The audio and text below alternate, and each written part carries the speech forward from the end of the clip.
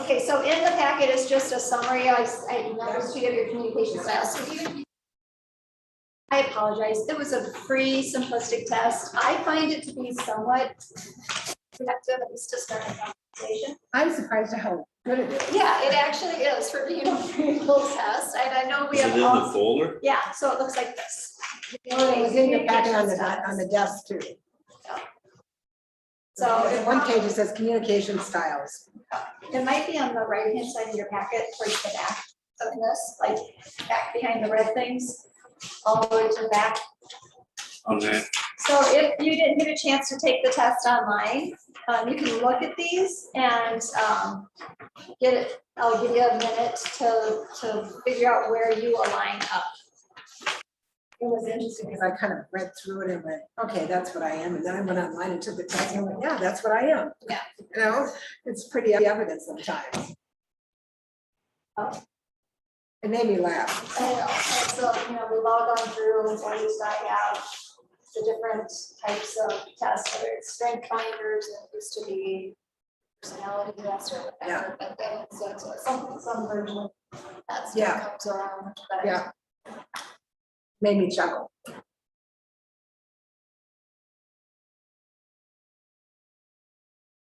I know I told my husband, who was a manager for years, who did these tests and did it for employees do. He goes, I said, which one do you think I am? And I'm not going to tell you anything about it. He goes, he picked it right out. He goes, that's who you are. I went, okay then. So I was right. All right, so I'm gonna stand up here for those of you who are ready. Who wants to start?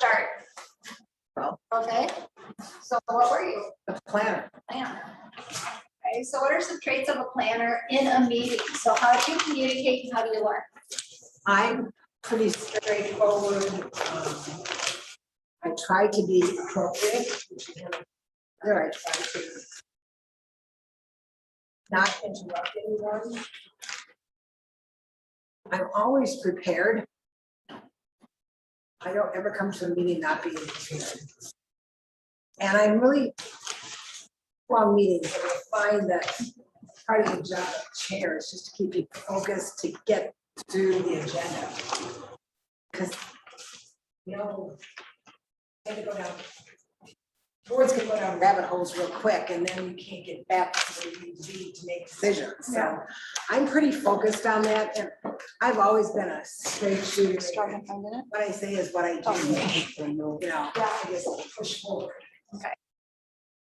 And so as part of that, how do you learn in group settings? I try to really listen to everyone that speaks, but I do tend to that somewhat to keep us going on task.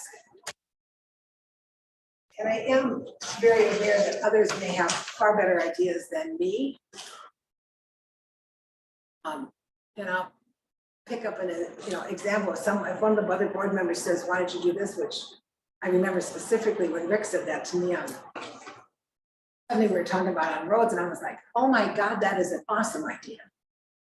So I immediately turned to that because that was a great idea and it got us where we needed to be.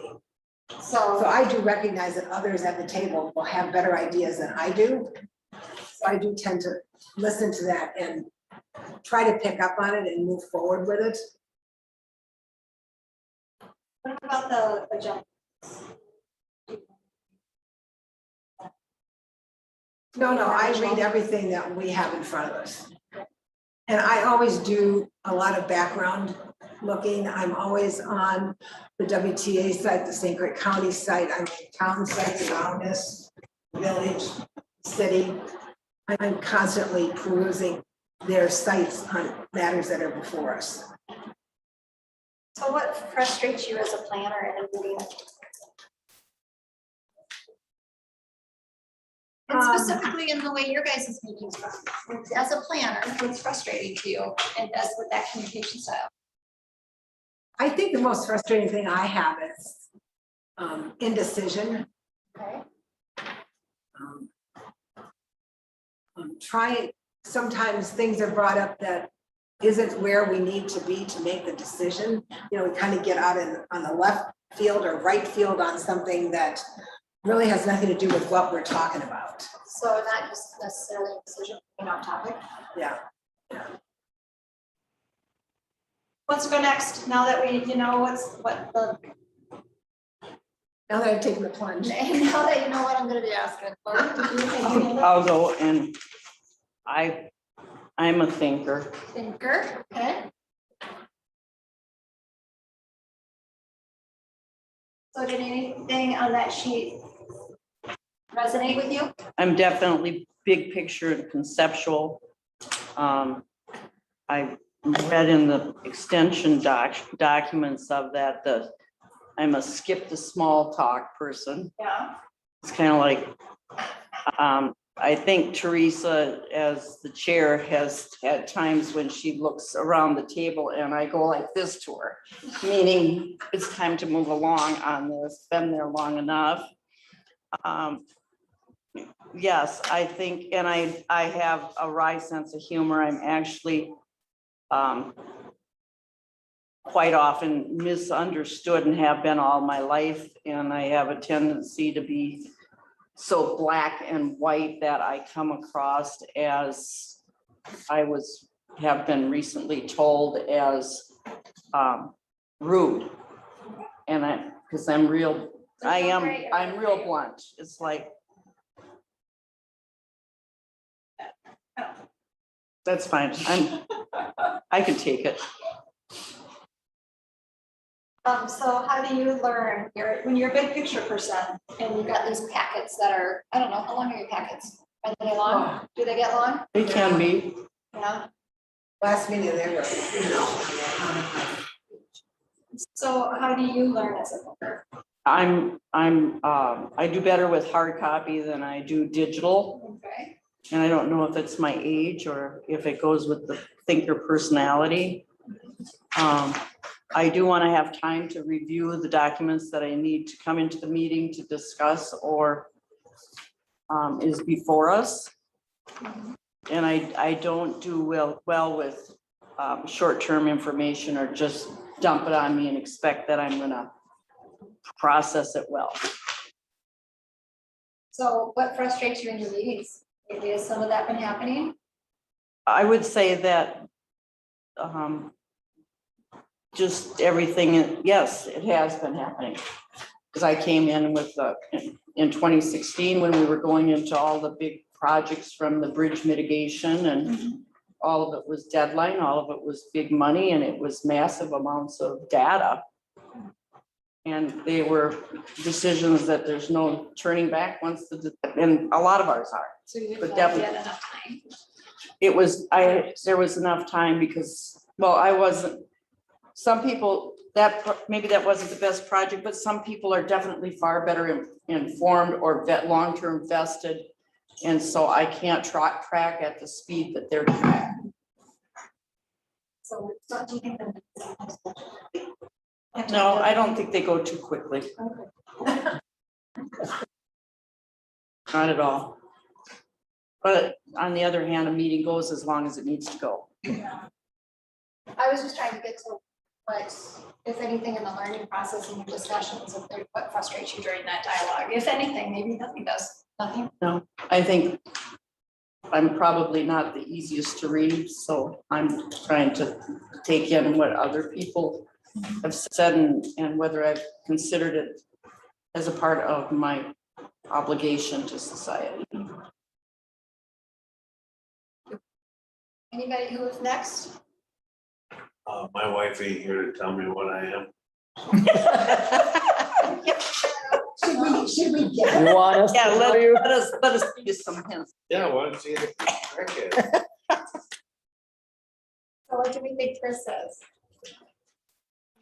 Correct us if we're wrong. Well, I can't wait to go home and see what she thinks. What'd you say? I can't I wait. said I can't wait to go home and slide this in front of her and see what she thinks of it.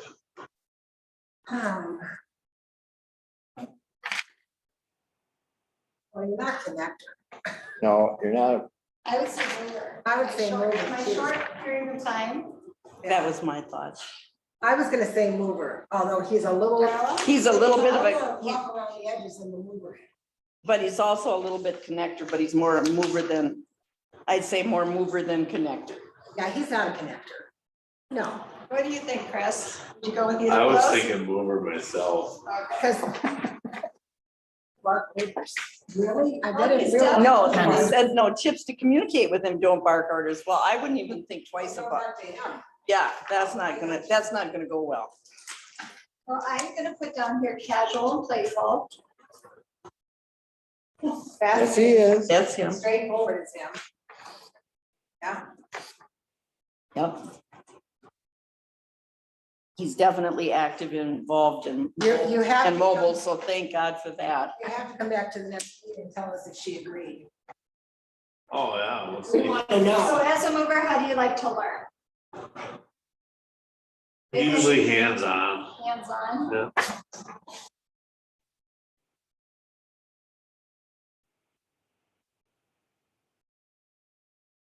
Does debate ever drive you crazy since you like to move and keep going? Oh, yeah, the debate does, but I also have the ability to see through debate.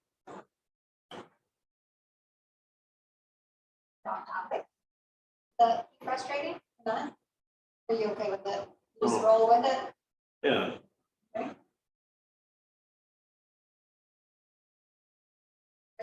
He does have a famous line, What's that? educate me. Yep. He does say that. Well, that's So, good. So that's you a very can- good- you can skip the last hour. Because he asked that question. He's coming from a place of curiosity, Yeah, Oh, so, Hey, all right. What about you guys? What do you think? the agenda talk come in. I must have been spacing out. Something about the agenda. no, that's what I was saying. Oh, That's okay. from me. Oh, okay. But then Lori talked about it too. What was that? the agenda? I didn't talk about it. I'm not yet. connected, sorry. Any particular I'll go. communication style? Okay. You're ready, right? Are you ready? Well, I opted out of the test, so I'm just here to listen. I believe I'm a connector because I'm absolutely not a planner. I have no intention of being a planner. I have no time to be a planner. You are connected. But I am not the most empathetic person, but I can be friendly and helpful. And to me, it seems like in this position, the example I have is some people come out to the country to have peace and quiet. Some people come out to the country because they have space to drive their motorbike. One time, them two people lived right next to each other. There was no right and no wrong. It was just you had to try and create a harmony between those two people. Yeah. They had to create a harmony. We couldn't do it. Right. I just So- remember that part. How do you learn as a connector? What's the best, if there's something new on the agenda and you want to learn more about it, do you dive into the packet? Do you talk to other people? Do you wait till you hear debate? I'm most impressed when they show up here at the meeting and we meet them personally and we can actually talk to them. Someone who just complains to me out by Valley View Trail and then they don't show up here, I don't really care because they must not care. But if someone shows up here, like the Trout Brook North people, they started showing up here. They got some stuff done. I mean, we helped them get some. So when meetings are happening, does anything frustrate you in the debate at all? Well, I love it when people show up, but when they show up and they just keep repeating the same thing and they disrespect us, that's a half hour to 20 minutes of going nowhere. And I hope you can tell us what we can say to stop that. Yeah, we'll talk about that. because that's policy related. So, but I'm the same, shocker, I'm a connector. And so if I'm in a meeting and somebody's talking over somebody else or not listening to somebody, that shuts me down in a meeting. Because I feel like everybody should be able to have their opportunity to talk. So I understand that. So interesting that at least for those of you who did that, you have all different types in here. So, and the reason why I do that is because you're a group decision-making body, you have to come together, use your vote, and you don't always have to agree on everything, right? But you have to have that discussion and the debate, and the people who elected you all probably are from different parts of the town and have different perspectives that they're sharing with you to bring into the room. And so if you're all communicating differently and learning differently, then it can be hard to do. So, any thoughts on that? That's kind of why we're here. There's each one of us that are different right here, right now in the room, you know? Right. And I kind of look at that as a good thing also, that it isn't all just one sided. Right, no, and I'm not saying one-sided information or Oh. content. I'm just saying how you interact. Oh, right, it was, what I see there's 4 different people. Right. So sometimes when you get, sometimes if you're all wanting to make sure that your streets get plowed, it's easy to have consensus. This doesn't matter as much how you communicate or how you have that dialogue. But if you have something that's more divisive or something that's causing some difference of opinions in your group, then some of how the styles of how you come into a meeting can really shut you down during the meeting, or it can make you feel like it's policy becomes personal, that kind of thing. So my point of doing this is so you can take a little bit of time to think about how you as a communicator, since you have to be one vote on this group. And one of the best things to bring into a meeting is knowing how you're reacting. Just thinking about yourself internally and reminding yourself, now you all know the different types of styles you are. You're gonna know that Lori's a thinker. Maybe she's gonna take a little time, she's gonna be reserved. That doesn't mean she's not interested. It means that processing. Great. And so maybe you wanna make sure that you ask if she has any further input, because you now know that she wants to think about it. So just knowing each other that way, if there's a lot of ruckus in the room, Rick might shut down. So that might be a good opportunity to check in with him and make sure that he doesn't have anything he wants to add. You're aware that he's a connector. Maybe some people are being disrespectful. And we'll talk about how you can collectively lead during a meeting, still respecting the chair and going through the chair, but there's things you can do process-wise that if you have some disruptions, know yourself and know that you can use those tools to be able to help so that you can refocus. So That's really important to me as chair, is because we've had some very, to say the least, difficult meetings the last 4 meetings. And we've had outbursts and disruptions. And I'm struggling myself as chair to try to control that. And yet, as I sit here, it's hard for me to figure out how to engage the rest of the board to support me in. And that's really, somebody came online. John. No, he just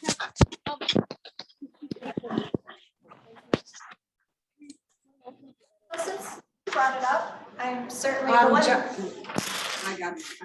So I'm just throwing that out because I don't know that they know that. But I have really struggled with how how do you become a proactive leader in a meeting, a chair in a meeting, and keep control of the room when you have 50, 60, 75 people in here who are clapping and whistling and hooting and trying to boo people off the microphone? How do you control that without starting to sound like you're not a very nice person? So let's actually just talk about that since Okay. time is for you. Do you have a public comment policy? Tell me about it. Well, our public comments are limited to something that is not on the agenda. In this case, the board had decided to hear from people on an item that was on the agenda. Okay. So we allow so people it's, to speak during that time. So it happened in June, it happened again in June, it happened in July, and then in August, we did not let them speak. Here's a couple thoughts for you as a group to think about, because this is a discussion that you would have at a meeting or a work session and talk about whether you want to change your policies at all. Okay. So some things to think about is I recommend that you have a policy around public comment, but also around if when your comment is on an agenda item from the public. And the reason for that is because it helps with the efficiency of the meeting, but it still gives the public the opportunity to have comments, which is your elected board. This is the only time you're all together. So, best practice for them to be able to speak to people all at once. However, as it sounds like you have experienced, that can sometimes get really emotional and passionate. And so having parameters around that. So your Wisconsin open meeting law is not the First Amendment, right? And so that's very confusing for a lot of people. So, so it allows the opportunity for notice to the public to be present and observe in your meeting. You as a board create policy to allow comment during it, and I think that's a great best practice. So because that's a policy that you create, then you can create policy on how to structure that time together. And so that's important. Now, the thing to keep in mind is if you're allowing people to get up and speak, during that time that you're allowing them to speak, then you can't control the content of their speech, because that's when the First Amendment comes into play. Right. There's a great YouTube clip that's actually from Crow Wing County in Minnesota. An individual unhappy with the taxes. He put time on public comment. His son and one of his best friends. And his friend dressed up as a jester, and his son dressed up as like a wizard from Harry Potter. Okay. And they had it was 3 minutes for that county board. And the person who dressed up as the clown honked his horn for the whole entire 3 minutes. And the one who was a jester, I think, had those bells. So rang the bells. And then the one who was the wizard just said, like, gibberish like a spell. And the chair of the board did a great job. And all the board did a great job. They just sat there and listened for their 3 minutes. So that's really sometimes hard to do. But good things are helpful things for a decision body to think about creating policy, and that's a discussion you need to have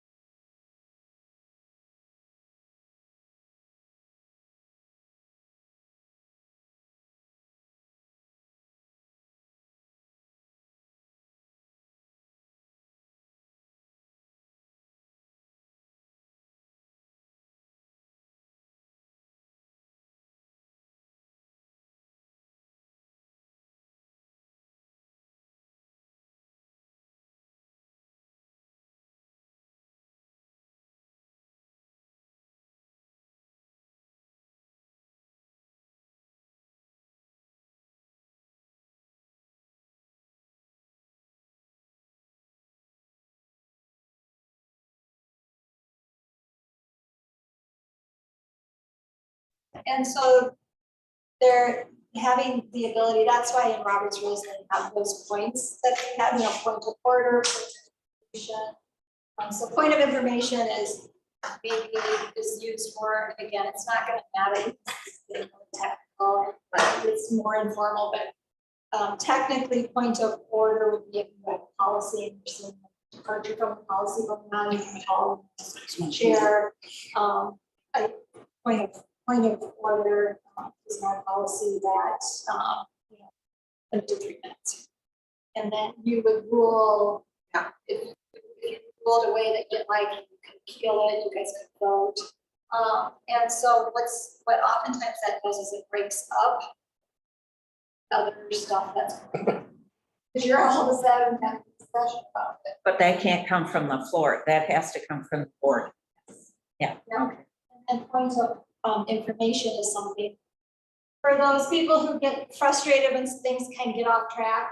Okay, let's talk about replacing the playground equipment. And all of a sudden you're talking about, should we do mosquito spraying around the park equipment?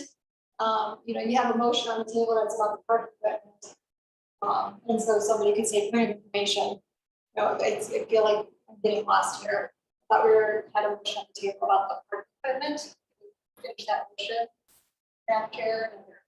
She's pretty good about that. Yeah, and so then those are ways that collectively help the chair manage the meetings.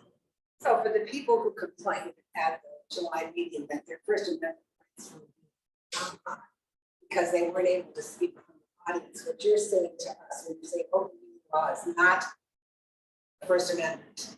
But if you have a comment time, you can't control the content. Right, and I understand that, but I'm saying they were upset because they were not allowed to catcall from the chair, Yeah, no, there's like no they First had in Amendment. June. Yeah, there's no First Amendment right in this limited forum. It's called a limited forum, limited public forum to judge it. Okay. And that's been litigated quite a bit. Judges will say, these are public meetings where this just needs to get. And so as long as you have policy, and during the time that is the comment time, if people are allowed to say what they want, Right. then there's no First Amendment issues. That doesn't apply to outside the door.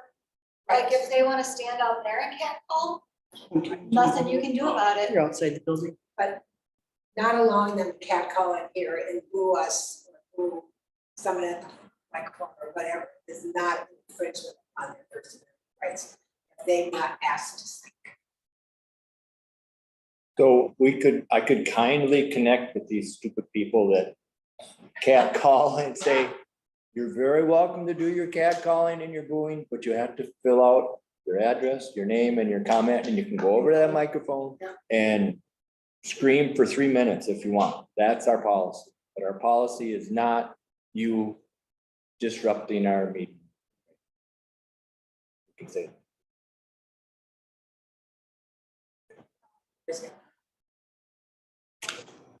Did you have a question? I have 2 questions. Okay. Can we limit public comment to residents only? Okay. And are we able to have it as that we don't have? No. You cannot limit it to rest. Public comment. That's Right. different than comments allowed during an item on the agenda. I know, but the city of Hudson limits to residents only public comment. They've got, that's City of Hudson's problem. Well, so- They're just gonna make sure where we're at. Yeah, that's what I'm wondering. They have So an attorney. that's an interpretation of people and what the limited public forum is. So I wouldn't go as far as saying that they're doing anything wrong. I would just say that if you want to be really conservative, protective of making sure that there's no First Amendment issue, I generally like to take the conservative approach to that because having a First Amendment lawsuit is a no, and so the public, here's the argument, and it has been, it's a mixed, it's a gray area, and so cases, courts will say goes back again to that limited public. So some cities with their policy will say that's a limited public forum. Of course, we'll construe that to be business of the city. And so having the restriction on just residents supports that. Okay, that has been decided in some courts. It hasn't been decided in all courts. There are some courts that say if you're going to have an open comment time in a public meeting, then anybody who's at your meeting should be able to have that ability to comment during that comment. So I'm not a judge, and so I wouldn't be able to tell you for sure one way or the other. I am a very conservative person to as far as loss control and avoiding issues and claims. So that's just the safest route to go, is to have a public comment to let anybody say, yeah, it's just the safest way. So, but I'm not saying that it's wrong to have those limitations. When I talked to the Wisconsin Towns Association about the issues that we were having here, they did reiterate that during public comment, anyone can speak. They did say when it comes to an item on the agenda, the only ones can speak to that, first of all, maybe someone who received a letter from the town to come and speak, such as there's a plaque coming in and they own land next to it or whatever, even though they're not a resident. But they told us on the matters that were coming before us that we could limit it to residents only. The meeting had to be open to anyone, but we could limit comment on that particular item on the agenda to residents only. Great, so that falls under that defined as a limited forum for purposes of this, or doing their business. Okay. Yes. So I'm gonna give you one of those big answers that I. I'd like to know the It case. It depends. I'd like the case law on that if you could. Well, it's your law firm. Yeah, well, I'm not here as an attorney, so. Right. Can get that information for us if he wants to look at it, but there's really not a ton of law out there. I can tell you that there is, it's all over the country. And it's some the forums, it is dependent on just the fact circumstances. What difference does that make to us?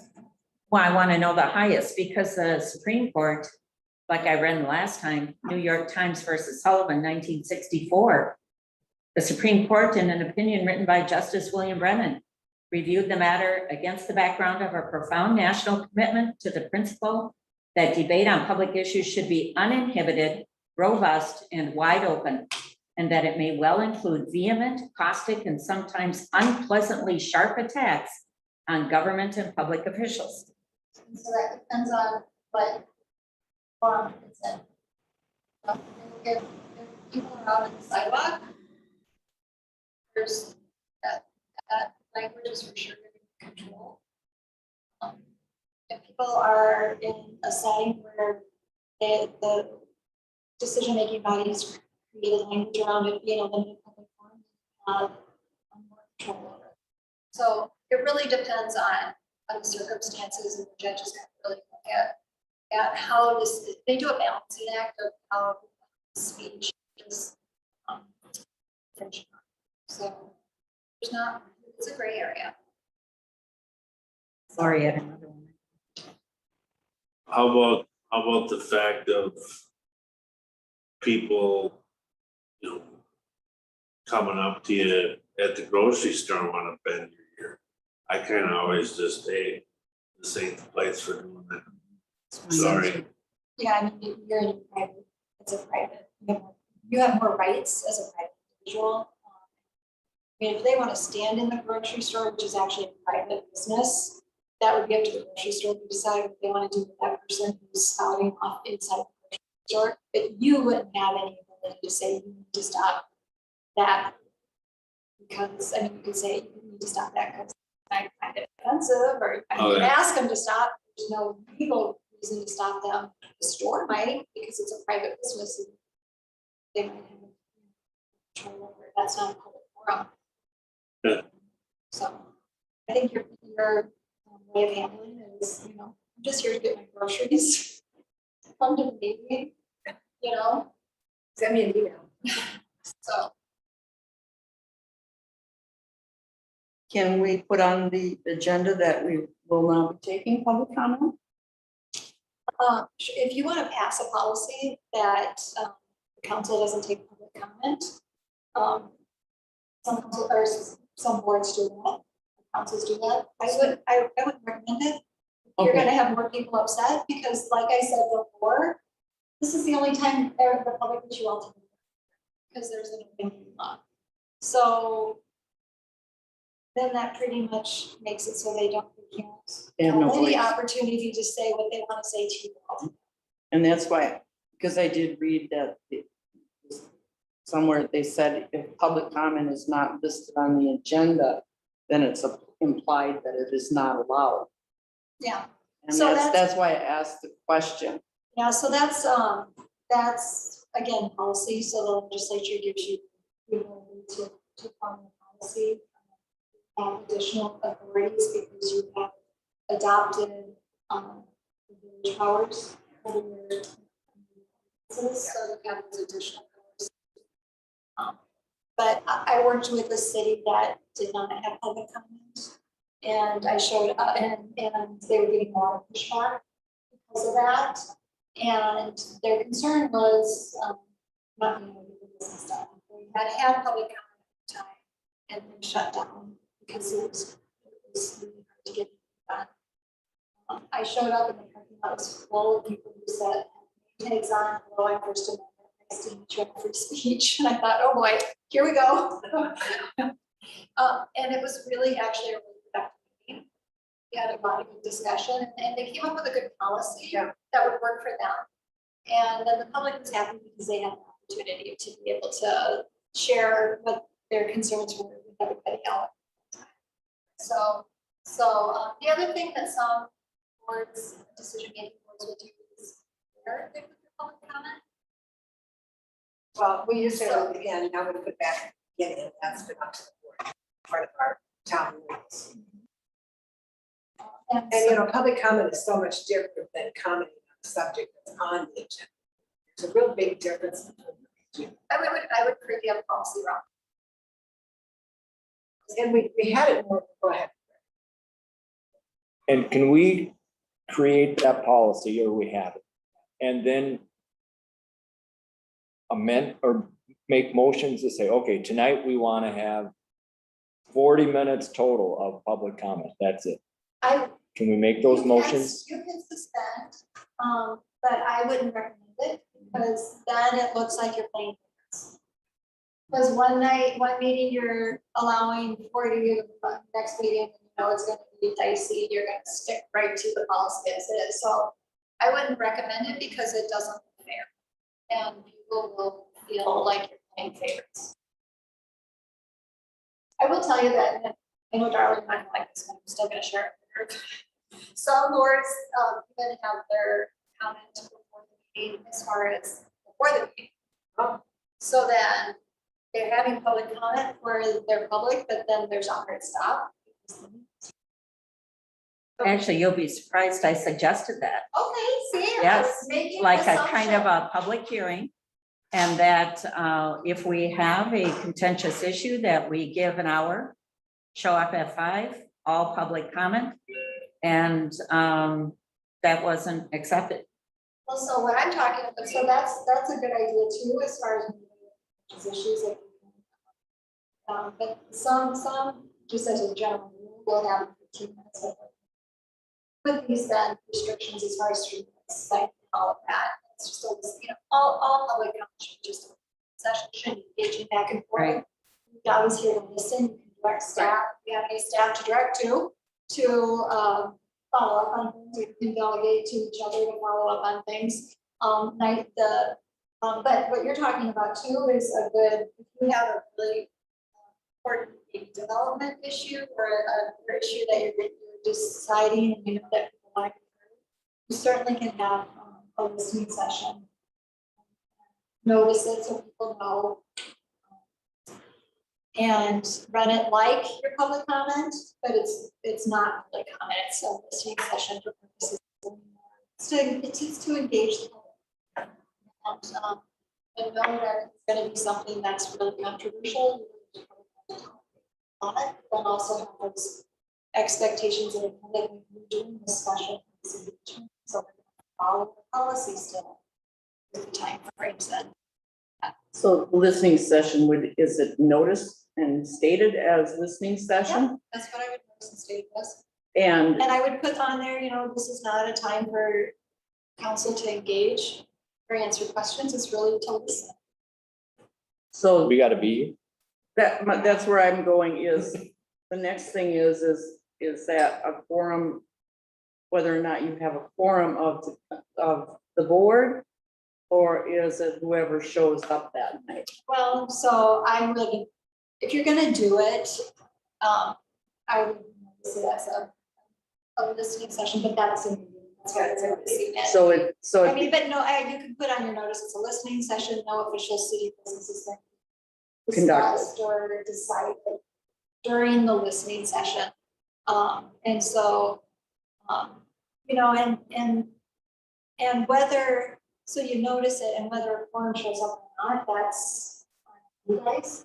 People who do show up can still participate or still be here to listen. I will tell you that I'm sure all of us have been in this situation when somebody takes the time to go to something and not everybody shows up. It feels like, yeah. The other thing I want to state about that is that things come up on the agenda in the past. We've had a lot of give and take with residents, and you brought up Charter Road North. We listened to those residents until we got to the meeting where we made a decision, where we just simply said, we're gonna make a decision. We've talked enough. It's gone to, I don't know, 4 meetings, maybe 5 meetings, we just said, we're making a decision. We never had what's happened recently, where you're having people being booed and feeling uncomfortable at the microphone because others in the audience don't agree with it. And I think that's more of the case of what happens with these really touchy subjects, that it's not so much what's directed at us. Yeah, we're getting yelled at and we're getting, things said to us that are very unkind. I get that, but it's how the others in the audience are feeling trying to come to the microphone and not being allowed to speak. Not by us, but by what's going on out there. Yeah, and so again, just. Yeah. Sheriff. Okay. And don't. I'm just a little concerned about how we're kind of straying what I thought the purpose of this meeting was. All this discussion here, I think, should be on the agenda with the public input and that on the agenda. And to hear them discuss, to hear them hear us, or I said that wrong. To have people hear this discussion at a regular board meeting. This is agenda, and it is important. they could be here right now. They could be here right now. Some might be. But I do agree with what you're It's saying not as far as, if specific. you're gonna, I mean, we're not gonna make policy tonight, we're talking about what different best practices are, and that's what this meeting is different best practices that other boards do. So this is just information gathering. And so if you're gonna adopt or talk about a policy or change your policy, that's gonna be Yeah. noticed as to discuss or change policy about public comment, and then that's where you'll be making decisions. So this really is just information gathering. So I'm confused on what would be what would be the primary difference between a listening session versus public comment, other than it becomes messy to try to figure out how to agenda. Because the public comment can be anything that's not on the agenda. So it, yeah. Listening session oftentimes just, there's not other business going on, and it's just that opportunity to talk about that topic. The listening session is just a comment. Kind of think that's what I have public comments at the end. Good, That's what you get now. But if, the reason that because I was the one that requested that public comment be moved to the front of the meeting, was based on suggested agenda order by, I want to say UW Stevens Point on how to make up an agenda. what the recommended, what not, it isn't a policy, what the recommended order of the business should be. And one of the things that they pointed out as a part of going over that was, is it right to make your public sit through an entire meeting just to have public comment? And one of the reasons that, and I'm not even gonna share this. You should it- share, it. We're here in a it- meeting. It used to be at the beginning, and then it was taken off. Then it was disputed that there was no public comment on an agenda. And then it was put on to the end of the agenda. And these meetings were these meetings were long meetings at that time. 3-4 hours, sometimes 5 hours at the 11 o'clock at night. Here's where our differences are. Yep. So Is- let's is see, Miss, we just a minute, let me we just check somebody here. Piss away an hour when we could be doing some business. So I think that the point is, Lori, there is no. Okay, I have to lighten up on this. That's what it says. Well, no, I Yeah, love this, that's- I love this conversation, because if I were to write the agenda, it'd be at the end. If you were to write the agenda, it'd be at the beginning, and But, I'd be like, oh my and God. let's be real clear about this, Chris. If I was writing the agenda, they wouldn't be stuck talking more than 2 minutes, and they wouldn't be up at the podium more than one time. There's where the, That's where the Rules policy come training in. comes This in. is really a good part, and we, well, this is And- fun. yeah, You know, so this- there's lots of, examples out there. If you as a group ever want to have that discussion, and, your city attorney can get up to you, authorize me to do that, and get that to you too. So, Yeah. we can, there's examples to look at. But I do think this was an important part to be aired. Oh, I love it. I would also suggest for, if you're having, and again, this is more when people come and share at the podium, not your packet. But it is really useful for public at the next meeting for there to be a report back, right? Yes. Well, if you have a delegation, especially right now, when you're down on staff, if somebody comes up and wants to talk about a situation, there's a sidewalk that is, has a huge traffic, it's dangerous, and you listen, and then you delegate to somebody to that. If it's never brought up again, people sometimes feel like they just come, they tell you something. And so having a report back, part of the next meeting, this was raised at the last meeting, we had so and so look into it, here's what we found. And then that just kind of closes the loop, and makes people feel as though are acting, so. I think we do a good job of that, so. Can I ask the chair? So do we have a public comment policy and an agenda item comment policy? Do we have those It's in two? our town rules. We have both of those. No, We we don't. have town rules state public comment or something that's not on the agenda. So I would suggest And we it's go been over them, changed- It's been changed and it's been. So, yeah, right, but we need a policy on subject, commenting on other on things. agenda items, Yeah, yeah, which we don't have. which we don't have. Which we need. I agree, but that's something for another day. Another day, yeah, and it can be on the agenda and the public can talk about it before we get it figured out. Help us create it. Yeah. Or not help us. Public comment used to be Rule 5 in 2018. That has changed, we changed it since.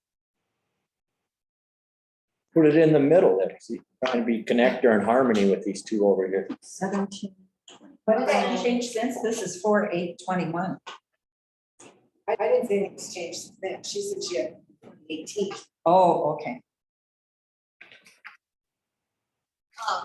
So I think it's good to remember too that your goal is the same. I would imagine that when you went to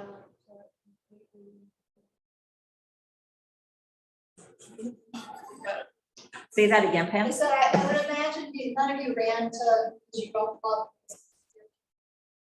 Oh, better things you don't want okay. to see. And sometimes, you know, sometimes the answer is I want things to change, but the way things to change is better place from your perspective of what that means, right? I think people take the time to have a lot of meetings and be subject to sometimes cat calls just because they want to completely disrupt the whole.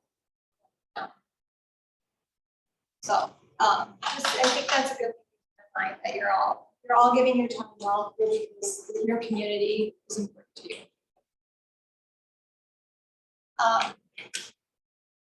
And the other thing is that as group decision making, when you go from with that winning approach, when you're running, maybe you have some issues that are important to you or politics that are important to you, come into meetings and you have positions. And so knowing that each of you represents a different part of the town and that you're all bringing in your perspectives and you're going to have the opportunity to vote on whatever the majority then decides, that's what you're going to do. So really shifting to that problem solving approach and accepting what the vote is. That's why you're here, to vote, you know, and we'll talk about how to ask those questions, to be curious and learn what you have been learning out at the grocery store. But so that you can have that debate and sharing the research for those who are the planners who like to research, having the opportunity to educate others, and that might change the decision or not, but the whole purpose is to get to that decision. I worked with a city that had a community garden that was gardened by middle schoolers, and there was a desire by council members brought it to council to have not like events, so it was safer for those middle schoolers to get to the garden. And the proposed funding source for that was a special assessment. And the community garden brought it up to the industrial area. And so another elected official who happened to be the mayor didn't feel like those properties should be solely responsible for that stoplight. And so they both came into the meeting with yes, a stoplight, no stop. So that was a position. And then it became, well, why not a stoplight? Well, because it's too expensive. And well, so you're saying that keeping our middle school kids safe has a price tag on it? You know, so that's where the conversation went. And it actually hit Twitter, it was all over. And so we had a meeting, we really talked about that issue and asked for the educate me or help me understand, or so digging into what the underlying issues were. So is it the fact of the stoplight, or is it the funding source? Well, it's the funding source. Well, tell me what bothers you about that funding source. Well, I don't think these two properties should be the ones who are assessed sold for that. Well, so if there was some other funding source, would you be open to putting in some safety measures? Well, yeah, you know, and so then it opened up a dialogue. They ended up agreeing on a crosswalk and flashing like stop sign, which was less than a stoplight, and it was somehow some from the budget, so it's cheaper. But I mean, the point is they weren't able to have that discussion because it felt too personal. So really, if you can try to go to that integrative solution, and to do that, it's really trying to figure out what the underlying interests are, because a lot of times you have interests. Just don't. Human nature just to when we listen to people and we have a position, you're listening to them to figure out why they're wrong or how you can tell them you're wrong. That's just human nature. And so really transitioning to listen to like, gosh, we all talk to different people. What do they know that I don't know? And get curious about it. So. And sometimes you have to vote according to what information you have and the people that are, they're talking. Because this last vote we had,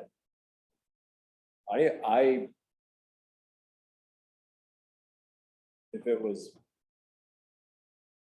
I didn't vote the way I felt.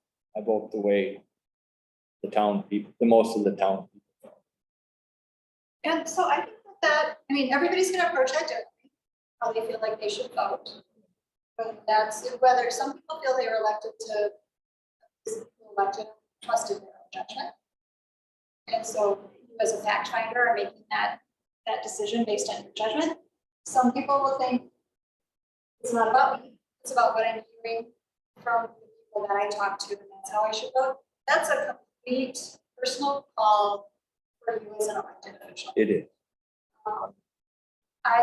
I would say that being transparent, if it makes you feel comfortable, being transparent about it before you vote. I listened to the residents. Everybody this week has told me this. I personally might not have those beliefs, but I was elected, I believe I was elected to represent me, and so I'm voting this way. That's perfect.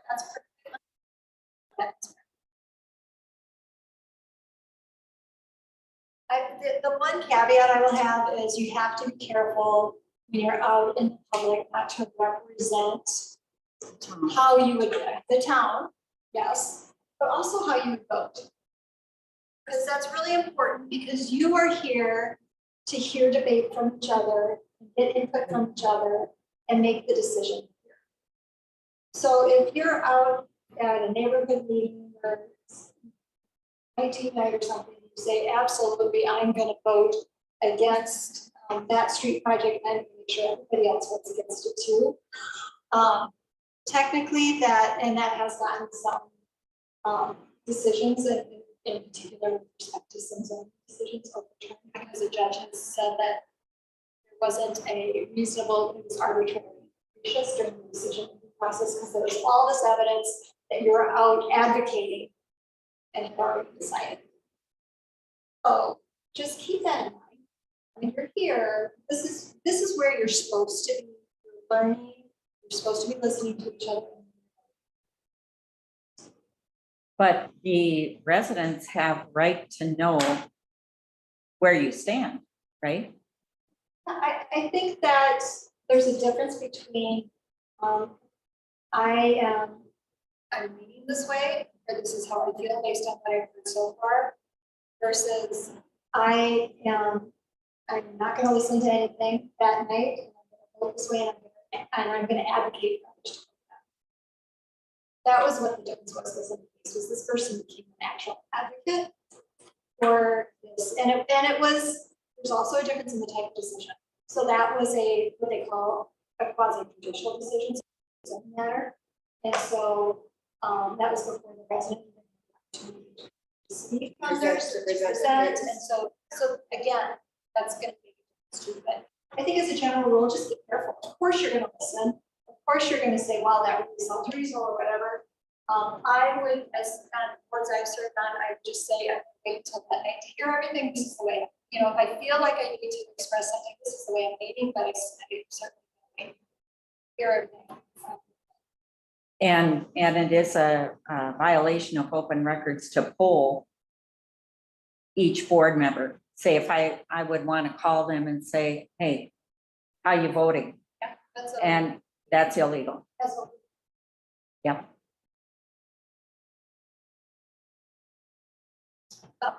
If it's like one after the other about the same topic. Yeah.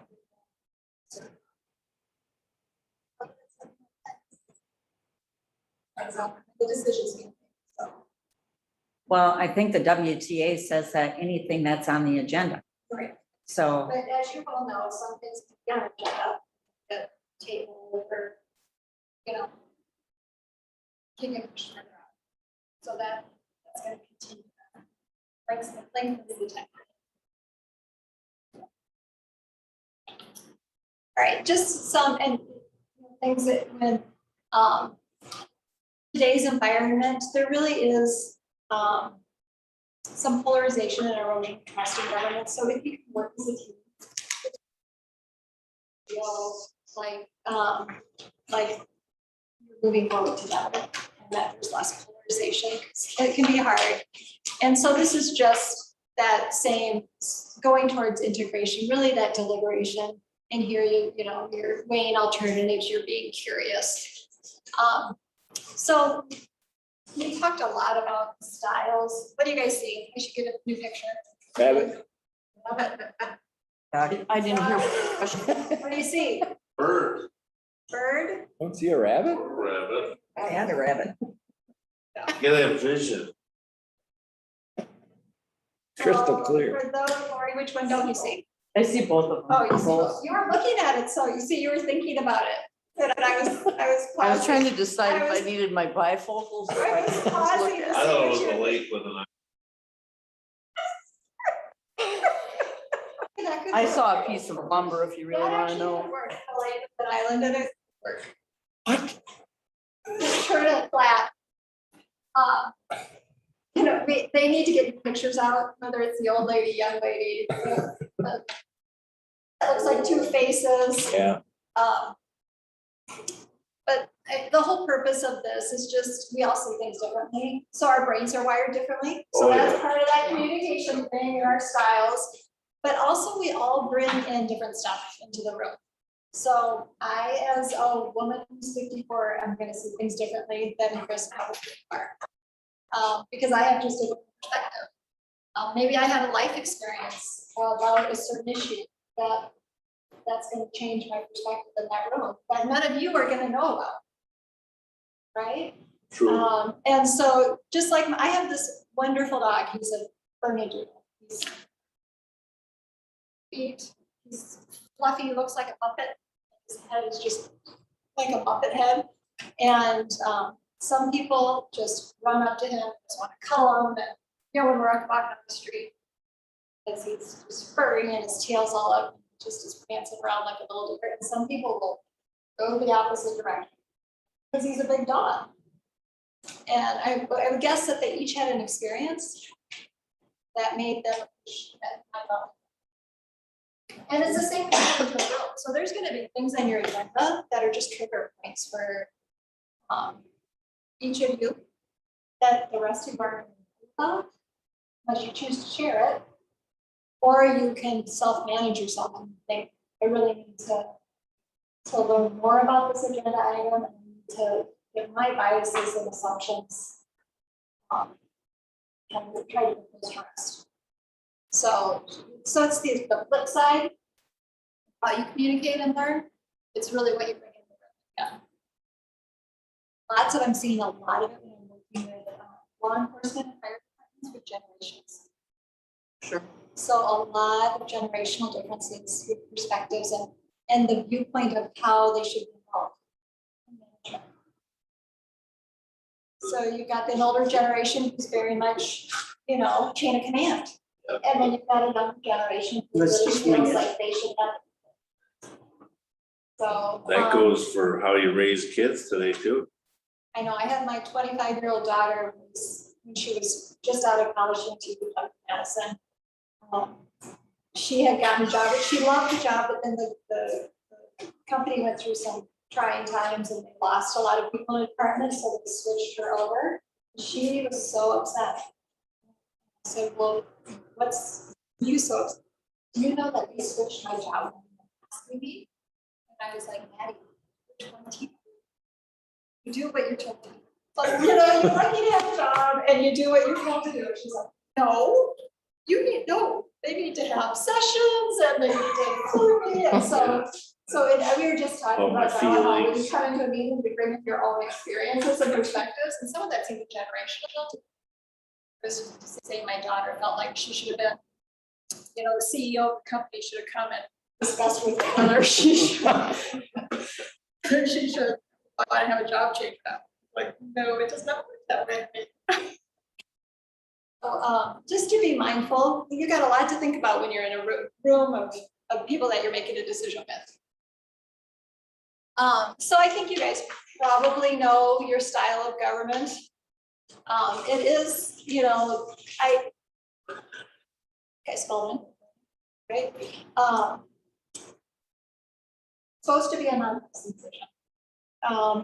That's hard to do, because again, that slide before with the duck and the rabbit, politics are part of our perspective. So, it's something that we need to remind ourselves about. And I just worked with a group like yesterday where they were having a lot of, there was frustration in the group because some of the newer members really wanted to talk about some global warming type issues, Somewhat. global warming, some climate change, important issues, important to them. But there were others on, this was a council who were, we don't make decisions on climate. Now, if you want to talk about a solar garden or something, sure, but other than that, do that kind of policy. And so I think that that's good to remember, is that the role that you serve in is supposed to be nonpartisan and really making decisions for the operation of the town. We have to keep in mind, though, that we're servants. And if residents come to us with an issue that matters to them, we should address it. So I think that that's something that as a board that you can talk about and decide whether you want to put it on your agenda or whether you want to have a listening session about it. And I'm not saying that, so elephant in the room, we have the second amendment ordinance. I don't know if it was an ordinance or resolution, I didn't look at it.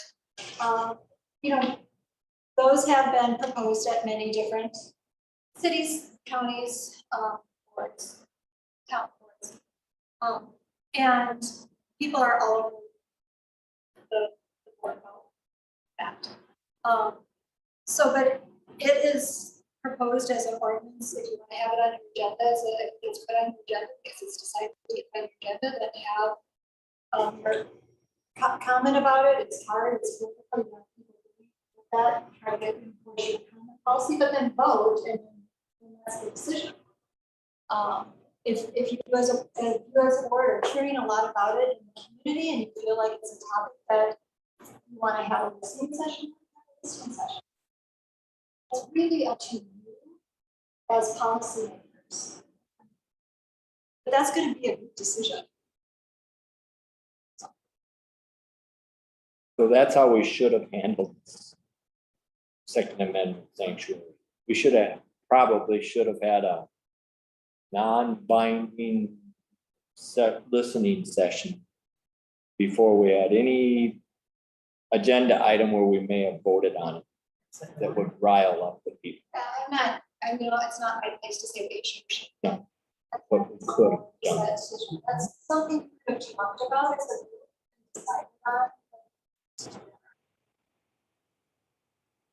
It's an option available to you.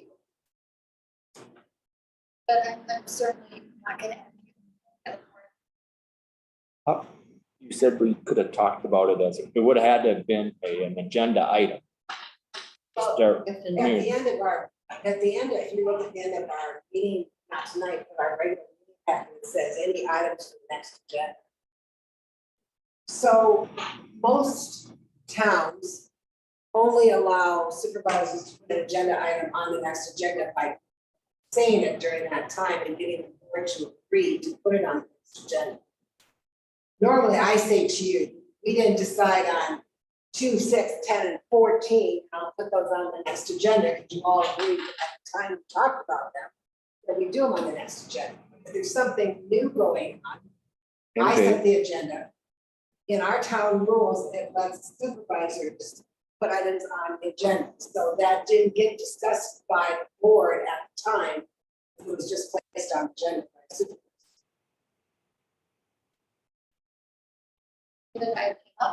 Then we could have done You it. could have had that discussion. Could have immediately said, let's send this to a listening session. Yeah, the next meeting. I At the don't next think meeting. you weren't at that. I wasn't there. Yeah, No, but at he that was one meeting. Just talking. I was at. The one where I requested I may have misspoken, said public hearing. And I asked for something similar to a listening session, and then it was what was the next meeting that came up at 7:05? Oh, the assessors. Meeting.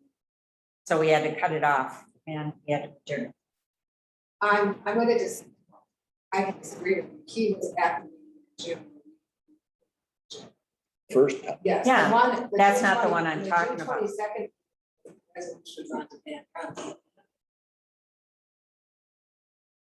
On June 22nd. No, I asked for public hearing about that. Anyway, Oh, And you can move that on. might- Adjourn, that might you're right, be adjourn, confusing. you're right. Yeah, that might be confusing. It's about your statutory. Absolutely. Right, So right, I think- yeah. You're right. And just for you to know moving forward, when issues come up, those are things you talk about as a board in your time at the end, if it's something that your board thinks is a good idea to hear more discussion about. You're within your ability to have that policy, but then when the board makes the decisions, it's decision. So would that be discussed as a part of the agenda that says items for next agenda? At that point, we could have discussion. You could say, I'd like to have this on the agenda. for discussion only. And then we'll talk about, gosh, that really seems like a big issue. Maybe it's something that should be more of a listening session. Or, maybe we should direct somebody to look more into it and report back to us. So, I mean, my point is that you have the ability as a group to have those discussions and make a decision of the majority. That's the decision. Are those listening sessions still, there are rules in place about how long people get to talk, no interaction from the audience, does those still apply to that? And I will tell you, not that I'm trying to sell myself and my services, but if you know that there's a really hot topic, oftentimes bring both Kind of mitigate parties that. to facilitate it, because there's different exercises. Sure. That keeps things moving and not just somebody standing up and speaking. So I mean, not trying to spend your money, or anything like that, but there are sometimes in certain situations emotional and passionate, having an outsider come in, say outsider is that talking about people and kind of, it can help you hear what the public wants to say, but it helps. And that's not gonna be the case for everything. Second. I Well, hope so. wasn't there, did you say something about a noise ordinance? We got it, big noise ordinance, you'll have 50 people here if you Yep. say we're gonna pass a noise ordinance. We'll have more than that. Right. Was not for them to bring back a noise ordinance. No, I mean, No, a no, while no, ago. A while, Yeah. long time ago when we How many had years ago was that? Gillen, and But whether you call it a noise ordinance or a nuisance. Or a nuisance, whatever. it'll Right. bring 50 people here. Oh, yeah. How long ago was that? 12, 15. Yeah, probably longer, I was gonna say 10, but probably longer than. It was, I was still on the board then. Yeah. I don't think you did it. Thank you. All right, I'm skipping this slide because I think you know your statutory duties, right? Yes. Okay, no questions about that? Okay, and so supervisor, you know your duties. Anybody have any questions about that? A lot of duties, a lot of statutory authority. Yeah. I'm surprised you've been those village powers and. Oh, I know. No, I've been But chair. you also have to like notice. Yeah. Yes. Okay, so here's a lot of what we talked about, it's a summary. And so it's just in your packet. I'm not gonna just read all of them, but you've had some conflict, so coming into your meetings moving forward without your assumptions, and cutting each other's slack and being each other, not, you know, and knowing how you all communicate, and I think will help move forward. But other than that, the listen to learn rather than pretending to listen while you're formulating a counter argument, will be useful too. Are you gonna touch on anything having to do with social media? Yeah. And it towards the end. All right. I'll just, so, staff, the challenges, I will go quickly back to, there's a, I'm gonna make you search through here again. If at any time, see, maybe it's not here. Oh, but it's not, oh, yeah, here it is. This board collaboration, it's a sheet of boxes in it. So once you get your staff up and running, I would just make a recommendation to you, a suggestion, not a recommendation, suggestion. That when you get staff up and running, that you have whether it's in a couple setting, priority, and these as your top for some things that boards that work functionally well together have these. So like a communication policy. How are we going to communicate with the staff members? You hear about something that needs to be addressed, what's the best way for us to get that information? So that everybody knows it's happening. And the staff isn't really micromanaged. So it's just a list of different policies and processes, behaviors that are useful for staff working with elected. So that's what that is.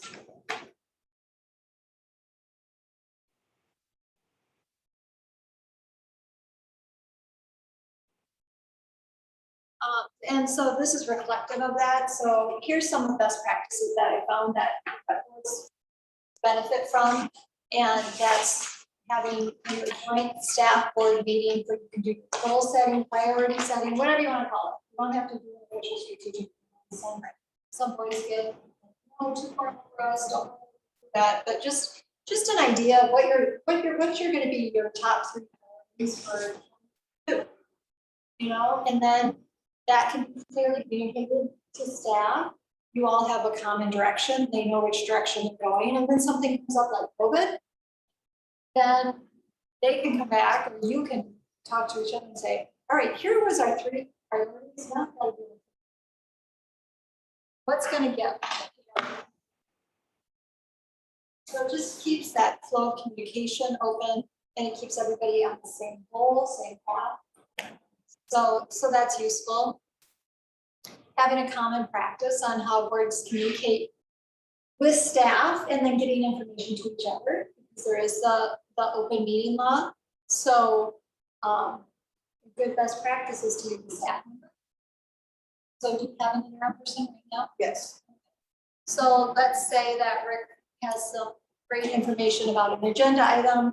You can get that information to select and say, I would like to share it with the rest of the council before the meeting, and then you all can have a better discussion at the meeting because you've got that information. That also works with questions. So you know, like asking a question to staff, and then that staff person might feel like, wow, the whole council discussion might not thought about it.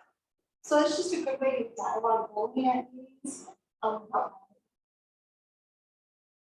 That's a really good tool.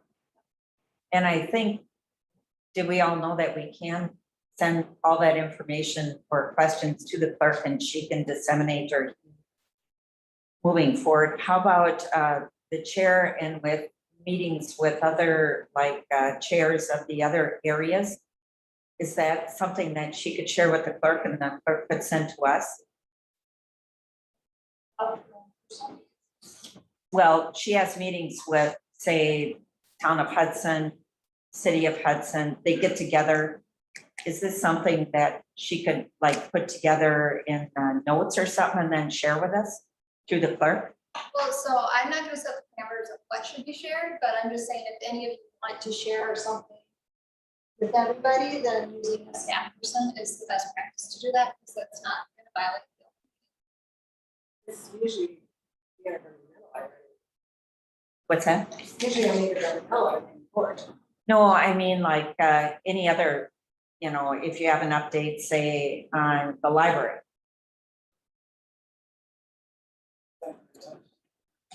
No, but I mean, is that something that you can share ahead of time or? I mean, if I have it. I think the point, my point is if there is something that all, if each of you are saying, gosh, I want some members to know this, then I can't send it directly to you all. Okay. Because gosh, you might reply to me and we're having a conversation and that's not okay. So, but if I send it to a staff person, they can send it to you because they're not a decision maker. And so they're just distributing information as a non-decision maker. And if you respond to them, it's not gonna matter because they don't. Now, stop there, they should say, well, Darla says that she'll do Right. this way. You know, that's not. But it's just a mechanism for communication. Because I think as a group body, it's hard to get communication back and forth to each other when they're worried about violating open meeting law. And sometimes that can cause meetings to go wrong. Sometimes that can cause people feeling like they don't have the same information that everybody else has. And then that feels personal when it's just people not knowing how to function. So it's just a good best practice to have. The other thing is sounds like do workshops with them. So that's another way that people have that dialogue. Like you can have workshops where you don't necessarily make the decision. You just want to have a really good dialogue about something. You can notice that we're just going to have a discussion about public comment policy. We're not going to make a decision. Next meeting agenda can actually have the decision and vote on it and say, we discussed this at a workshop. I feel this way because of what we discussed in the workshop. Okay. Can I go back to your board collaboration? Sure. And this is maybe a little bit personal, but I think we need to talk about this white elephant in the room deal. Okay. Once decisions are made, everyone is willing to get behind the decision. I'm directing this towards you, Carla. Are you okay with the way it went? I mean, what if someone comes up to you and says, we want this back on the agenda? Well, I know what the Roberts rules state, and I think it's in the town rules too, is that anybody can ask for it to be reconsidered. Okay. And then they would have to approach someone who was not in agreement. And then it would be up to that board member to bring it before the next board meeting. And I think that is the deadline then. You have to bring it before the next board meeting. And they would then, whoever that board member was that they approached would have to ask for a reconsideration, be placed on the agenda. So it wouldn't even be me involved. That's not what he was asking. Well, Oh, okay, so it has to be one of us that voted the other Anything way. that Right. can be reconsidered has to be done by the prevailing side. Okay, okay. But you were asking her, is she behind the vote that was taken? Diane, thanks. yes, I'm not understanding the question. Once decisions are made, everyone is willing to get behind the decisions. That's more of a team type deal. I can give you two examples. Number one, I didn't think we should go to our own zone. Yes. But once the vote was out, I'm all for it. Let's do it. I don't think we should go ahead with that playground without that really nice surface in there. That got voted down too. I'm all on board. Bring the wood chips in here. Let's go.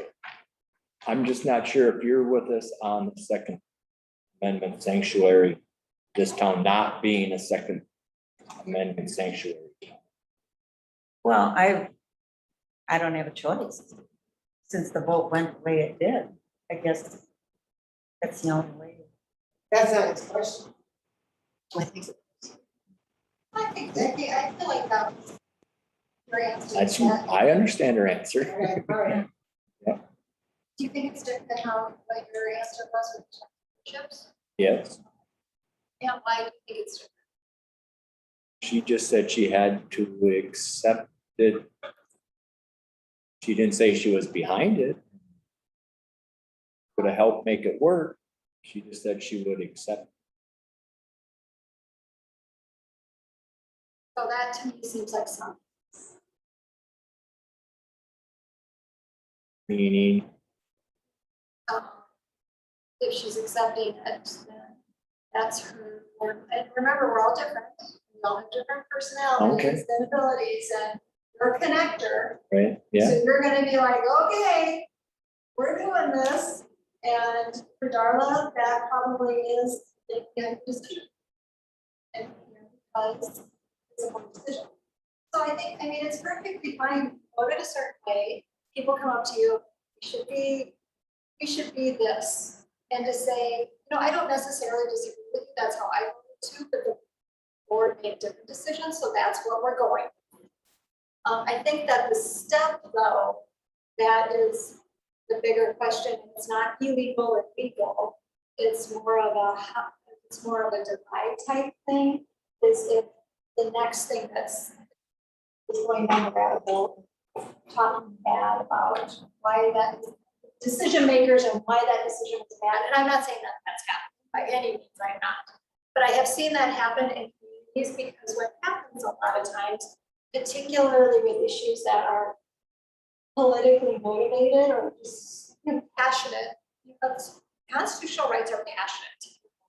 And so you'll get a group of people who just want to feed into that. Like, if they can create a division between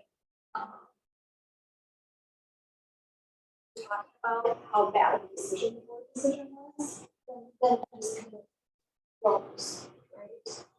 I've seen people texting elected officials during the meeting, especially COVID, and people are on screen saying, so-and-so just won't rise. I know it's about what you just said. And so if you get to that point and then people, then the meetings have some of what you had, and that happens because if you're viewed as not a team, then they think that they can break off one way.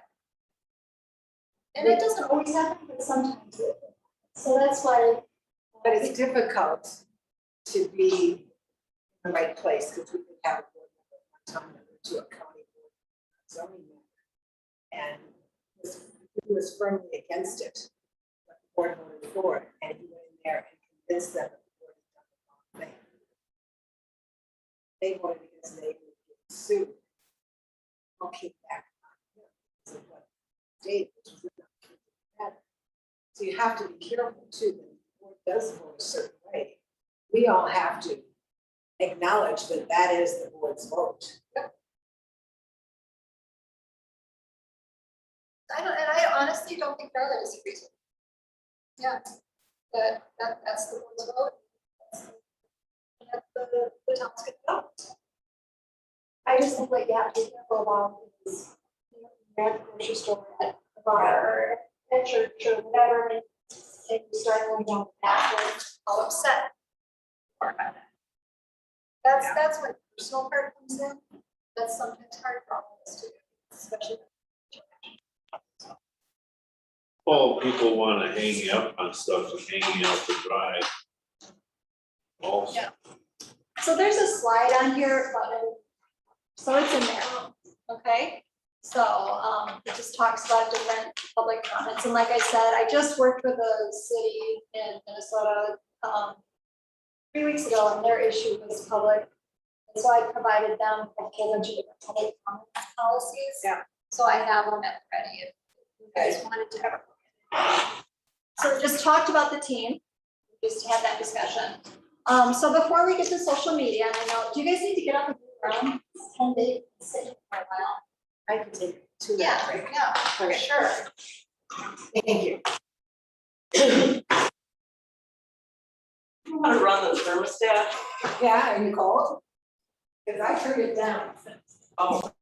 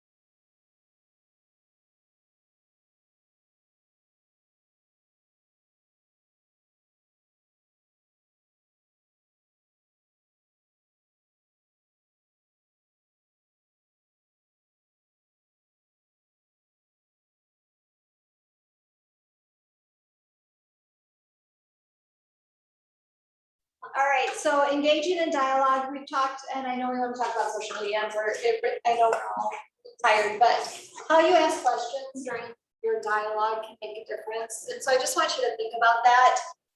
And we talked about getting to the underlying interest of it. So educate me. Tell me more, help me understand. All of those are more open-ended questions. But don't ask the question when you have an assumption about why they're having that position, because it comes through in the question. Okay. You know, isn't it true that, you know, you're asking that because, so you're making those assumptions. That's not a good way to ask a question, because your role is to uncover information, and you're not uncovering information when you're using that statement. So just keep that in mind. And so giving assurance that you've listened to their story, that also helps you listen. So they educate me, somebody educate, you know, I agree that we should do the full part structure. Not with the nicer, You're right. nicer surface. And so instead of responding, why we shouldn't have this nicer surface, tell me more about what it is that the nicer surface offers that. And so having that dialogue, but it also shows that you listened to, you're not just arguing back. And remember to treat, as hard as it sometimes gets, we're all here for the same reason, and you're all here to share your opinions, so that dignity and respect. Everybody feels as passionate about what you're saying as about what you're saying. So just trying to remember to recognize that. And if you're feel yourself getting defensive, to say, I know I'm getting defensive because about that. I'm gonna take a break. That's not my intent. You know, I really do want to try to understand. I am passionate about it. And just being, sometimes us as Midwesterners, are pretty good at that. And so I think that's actually helps in many ways, because we actually do say that people are often sometimes, and usually we say it's fine, never mind. Right. Instead, if you're more transparent, like, so there's a lot of studies, and so that if people have different views, if they feel like the decision doesn't go that feel like it should go, they at least feel they have it. But I can guarantee you, if you don't take the time to people, then so really taking that time to make people feel like they have a safe place, and a lot of that's around policy. So what can you guys tolerate? And so have that space to listen. So avoiding roadblocks, if you can catch yourself not saying you always, why do you, whenever you put you in there, that's your basically making an assumption. So if you keep it to I'm confused. I don't understand why wood chips are bad. I need to be educated about that. That is just less offensive than if you always, why do you, how come you? Those are all things that are going to make people immediately start listening for how they can defend themselves. You can stay on topic about the issue rather than the person. That's going to be a winner every time. So some people like to use active listening. So this is what I'm hearing you say. Some people that bugs, we're not interpreting it, right? So finding a way that you can clarify what you're understanding. Because if there, I know I've been in a lot of these conversations, I say something, and I'm sure the person on the other side knows exactly what I mean. But they hear something different. We walk away from each other, especially with a staff and decision. You're going to get implementation of something that you as a board didn't even decide on. You know, so having that clarification, and sometimes that means I want to make sure that we're on the same page. Can you repeat that to me? but you understand what you say, and then if they repeat it back, you're like, yep, that's good. If they repeat it back and you say, no, that's not quite what I was thinking. Then you can confirm that everybody's on understanding what you're saying. And then the de-escalating yourself, so that all goes back to knowing yourself, knowing what's your communication style, reminding yourself, and like, but maybe that means good enough for yourself. Some people breathe, some people count. I would say that using your phone as a way to de-escalate yourself is not necessarily the best way. That causes a lot of distrust when you have phones that are bias, and sometimes we have to, sometimes we have emergencies, sometimes we have things that work things that we have to have at home bias, of course. Oftentimes it's best to say, I don't know, because I have some concern for that. Especially when you have public who's watching, people are all the time, they're assuming that you're talking to each other, or that you're texting someone remotely and getting some information. So it's You never just- answer when I text you. It's just a lot of distrust that's caused by that, so just keep that in mind. That guy calls people right during the meeting for us that we need to be called. Yeah. I'm glad you have your phone. So, social media, I don't have any slides on, but let's talk about it. So it is, it's obviously here to stay. And it actually is a really good way to reach residents and constituents and get feedback, but it can also cause issues, right?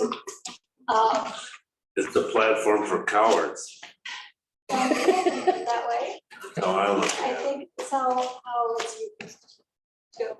So, best practices, I don't know, I didn't, I should have, but, We have a Facebook we page have a or- Facebook page that is very controlled.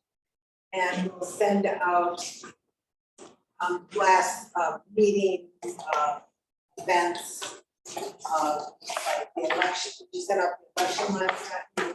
Anything that's coming up, just make people aware. Lori, I won't say manages that, but right now she's hosting for us, but I don't believe, Lori, you're doing a lot of interaction. Correct. So you can just speak to that. Yeah, so, That is true. when we talk about social media, it's best to break the conversation into two pieces. So, having your official government social media coming from, representing the actual organization. Yes. So those type, you should have a social media policy. Yeah, we do. And really use it more in a way that it sounds like you're using it, pushing information out, kind of like a newsletter, Yeah. right?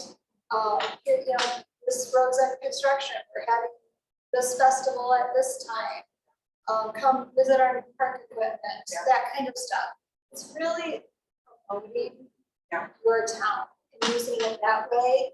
And I will tell you that many businesses or developers or anything in your jurisdiction, it's become habit that that's one of the first places people go. We'll look at social media and encourage you. We want to be a part of a community that is strong, and supportive of each other, and I think that are positive. So that's a best practice for using it to get information out. I would not use the city Facebook page or Twitter, or whatever other social media platform you have to take to use as official content. Right, okay, here's a zoning application, here's a conditional use permit, what are your thoughts? Okay, you do that, then you create all that data that has to be retained. Different by different schedules, because it's an official one. Right. And so really using it to push things out is going to be the best use for that. How is it set up? Do you allow comments on it? they are allowed to comment. We had very, very few. I did have one the other day, which was in reference to the fact of the condition of our ditches. At which point I put on there that the reason ditches are not being mowed is because we're waiting for rim and tire to be repaired on the tractor. So therefore, until that's taken care of, there isn't gonna be. But I don't generally comment. I don't comment. I mean, that's, So that's a good best practice of not to engage. yeah, that's what I was gonna say. I don't engage on it because if other people are reading it and they want to comment on it, I also don't feel that it's my place to edit out Well, so that's the other part. So that's where the first that amendment comes opinion, in. where that opinion comes in, or try to mediate or control where that conversation could or would go. Right. So it with social media, that's going to be seen as a public forum. It's a governmental sponsored social media. Then the First Amendment comes into play, and it is seen as a public forum. Sometimes cities want language in there that this is only the public forum for purposes of the examination. Then go into the conversation about the public forum. But either way, you have to be really careful. You can't block people. Because you can't block people on your City Hall. You can't block people off your Facebook page. So it's treated that same way.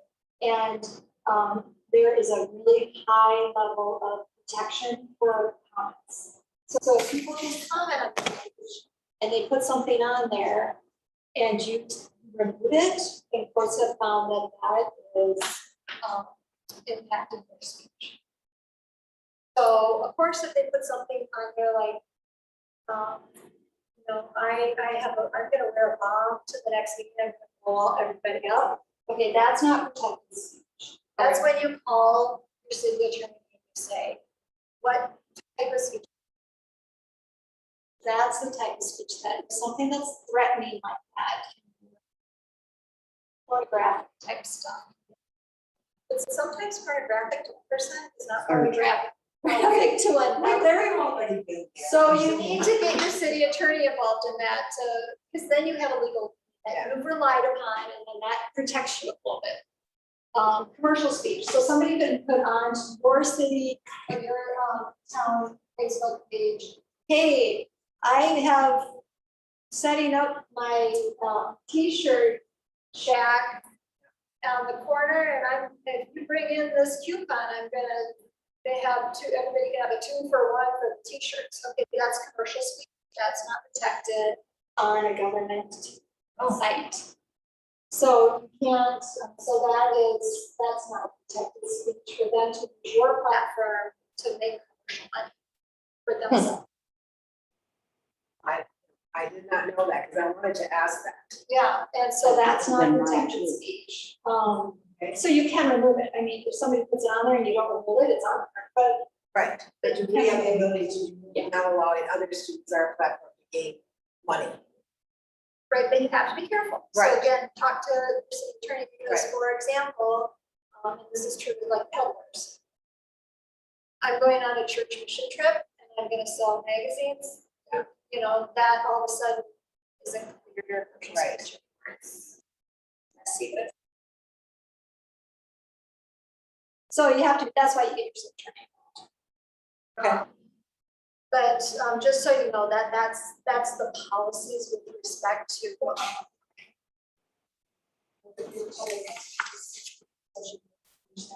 sponsored, administrated by somebody who's with that organization. The other thing is if there's a mistake in the comment, you know, that gets you, but there have been some cases, and mostly with the politician. I haven't seen entity yet, but there have been cases where there's been a politician who has posted a comment on their official page, and then realized that maybe they cited the bill or something, and then they'll go back and change that actual used, and there has been a couple cases, not in Wisconsin, where they've said, and then somebody replied to it, and then they changed their original comment, then the courts have said that that's changing the dialogue, so that speech. It doesn't. Yeah. Okay, so that's the one, that's governmental. Yeah. So then you as an elected officials, okay, we all have, not all of us. You got a Facebook page? That's monitored by my wife. I feel like she should sit in that chair.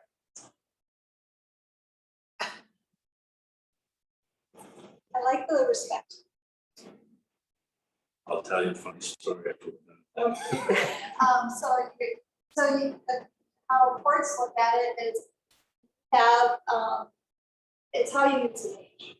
So if you're an elected official and you're posting things that you know about, you're an elected official or is promoting your position as an elected official, then they're gonna see that as an elected official page, and they're gonna review it at the level for First Amendment that they do. Oh, So, that block, so on your elected official page. People, as a person, should about, that kind of stuff. And so many people that don't. It's harder in smaller communities when you run Facebook. Hard, right. and put it on your personal page. Well, if somebody tried to friend you on your personal page Yeah. and you wouldn't let it be your friend, and then you say, well, it's my personal page, but then they go to judge and they say, well, look at all the city stuff or the town stuff that they're putting on their personal page. It's not really a personal page. So that's why you have to be careful with that. So that's the legal part of it.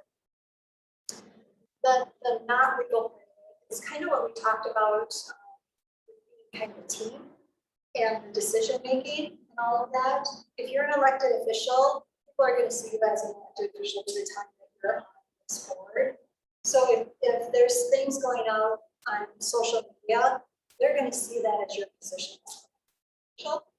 And make towards other people, then that's going to have that same impact you talked about before when people see. And like, I'm gonna try to. So. I was at. Best practices. You're posting that. Yeah.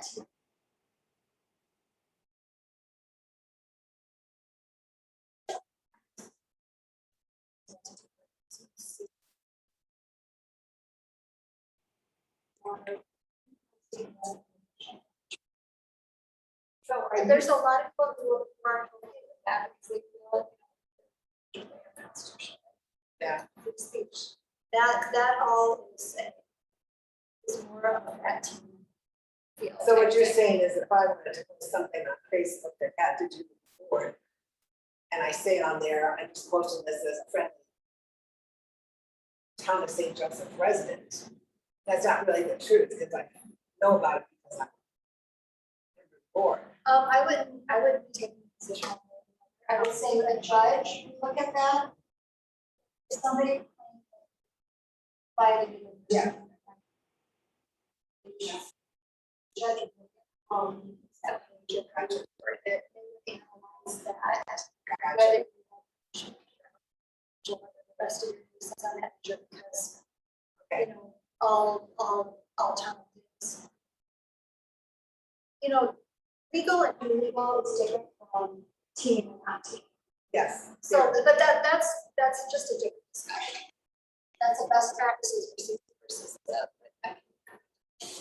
And talk to us about what happens when you see these posts on other news sites, on Facebook page, that are extremely detrimental to the town.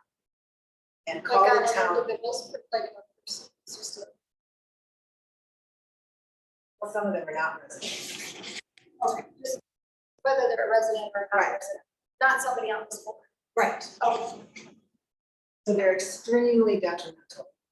And I'm seeing this happen across the county, where there's certain individuals, social media site that they're going after other boards besides ours on other issues for other reasons. And I'm really struggling with, is there any way to combat that without getting into rabbit hole of mess? Or do you just sit back and take it because that's what you do? Because I find, put it on wood so that it doesn't pop up on your feed. So you don't Right. have to see it. right, I get that too. But you can't take a you don't take a defensive position, or you don't You know, engage in the. you don't- I would not engage in a debate over social media, but that's been good. And it's just gonna create a hullabaloo. That's what I think too, and I And it's have. just gonna explode, and it's easy. I would say that if there is a factual statement, like you gave a good example, let's say that the ditch example you gave was on somebody else's social media, and somebody put on there, and I wouldn't actually put it on theirs, you might even want to. put it That was on, that was on the town Right. one. Right, but So I'm just I saying, responded. going with this example, of Right. let's say it's on an individual person, oh, this, they never mowing and stuff. Putting factual, you can't mow right now because the wheel's off. And then they're probably gonna pop back and then just go on the page. But if you wanna make a factual clarification that truly is a fact, and you feel really empowered to do it, that it's important to you to do it, I would personally just probably never engage because it's hard blown up, but if you feel very, it's important to you and it's factually, it's actually factually accurate. Should that, if you want the fact there, then, Just don't go with feelings, go with fact. Yeah. and make sure it's a fact. Because sometimes I think I have, so if it's a fact that really kind of is a fact, I would put that out there. If it's something that, like the wheel actually is off Yeah. the tractor, What do we want me to and you say? feel it's important that that's why people know that it's not, that's why that. Well, it was one of those things that popped up that I happened to be doing maintenance on the website. And when I saw it pop up, I thought, well, this could go down a real bad road. If other people started saying, well, they're not doing mine, and then it goes, yeah, well, they took out mailbox, or they mowed off my wildflowers, and yeah. So that, but I do have and I don't have one. I have a personal page that I don't put town stuff on it because all my relatives, they really don't care what I'm doing in town. But I also have seen where people will have a personal, and then they actually have a page which you can have, which is called a politician page. Yep. And I feel like if I was an elected official and I wanted to have a page, then that's what I would do.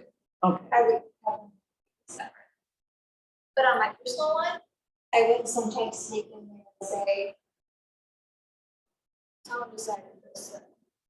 And we're gonna, go come here and do this, because the judge would say, you actually have two elected officials, you're not separate. So, and so when it comes to the issue of this, somebody wants to. That's true, right, personal, that Right. becomes an issue.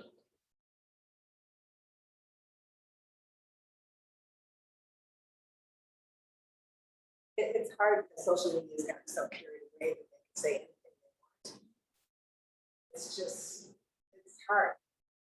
Well, Actually, Once I the wanted to Supreme- correct somebody, but I don't say a word. Well, I think anybody worth their weight in intelligence knows how social media could suck you in or just, or get you upset, like.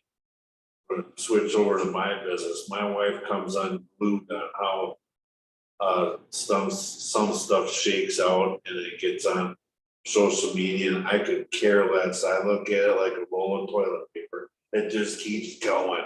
And it doesn't matter to me what you're saying on there, because the next day somebody else will have something else to say about somebody else. Like, it's a toxic thing that they created, and what I love is when people get sucked into it because they're so dim. And it's their only tool of empowerment.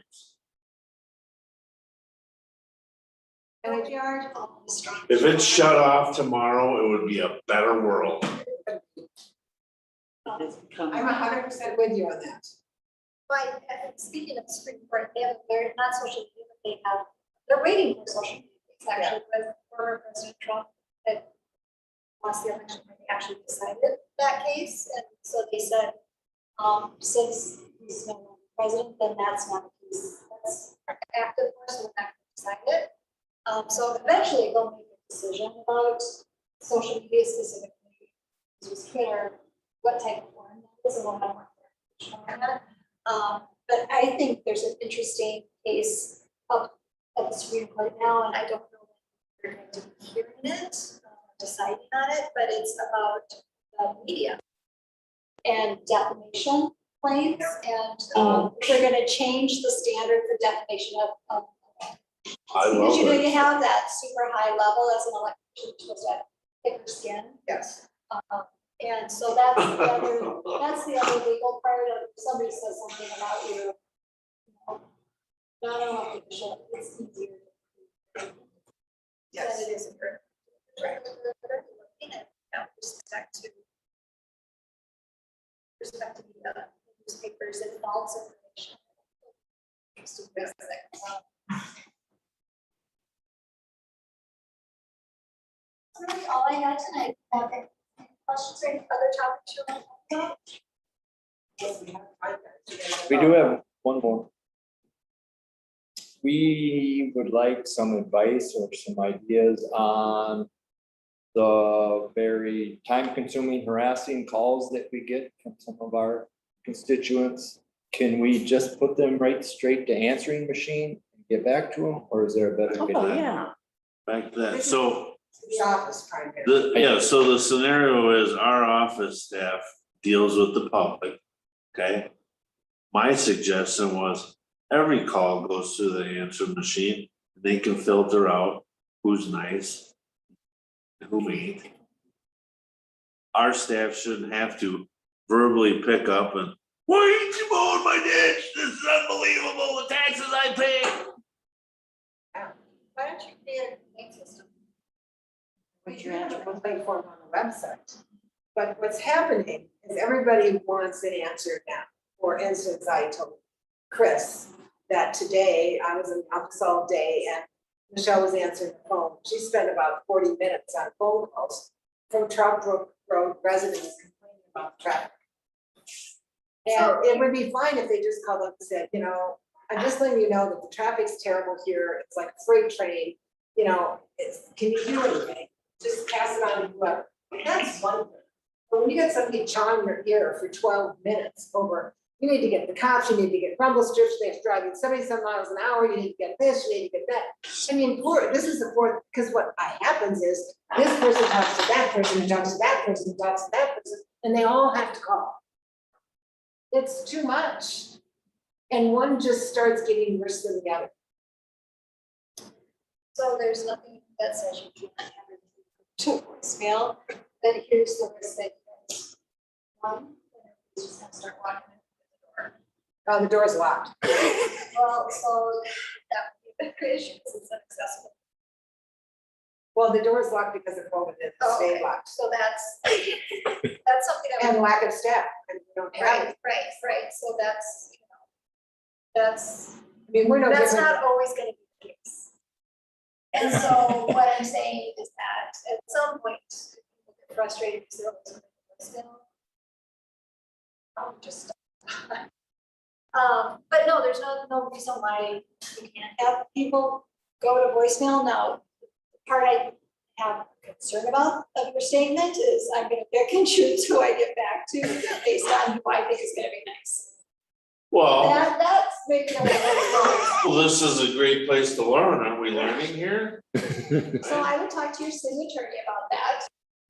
About what your policy would be, but I don't, especially with reduced staff, I don't think there's anything wrong with that, it can go to voicemail. I would maybe have some type of log that the people of what the calls They do, are that are coming in to make sure that if anybody complains that their services are provided Yeah. or that is required as a resident, say that the services. They were, log all Then the they'll calls, have, they'll have a record of whether there was a response. But no, there's no about that, you don't have to. That's true. Well, Or, you know, Yeah, so, but I don't.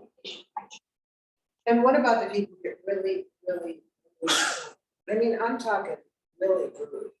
I get, yeah, so this is a fun discussion because part of retaining our office staff is a derogatory portion of the public that I don't think they deserve to have to withstand that. So that's where I came up with the answer machine part, okay?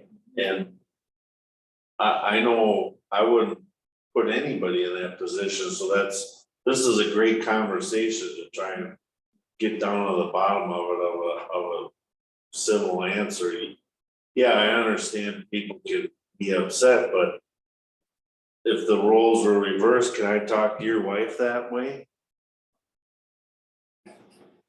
So I.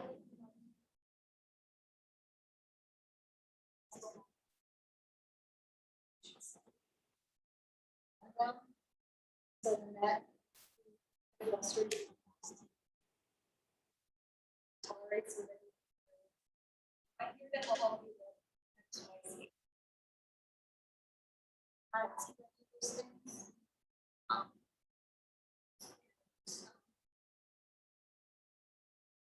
So.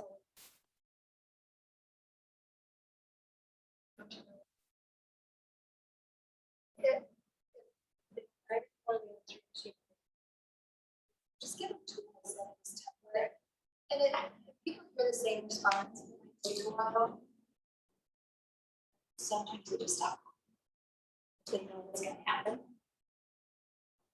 But you know, providing them with that tool. It's certainly not an easy thing to say, hey, you wanna work for our town, and oh, by the way, here's a template for you.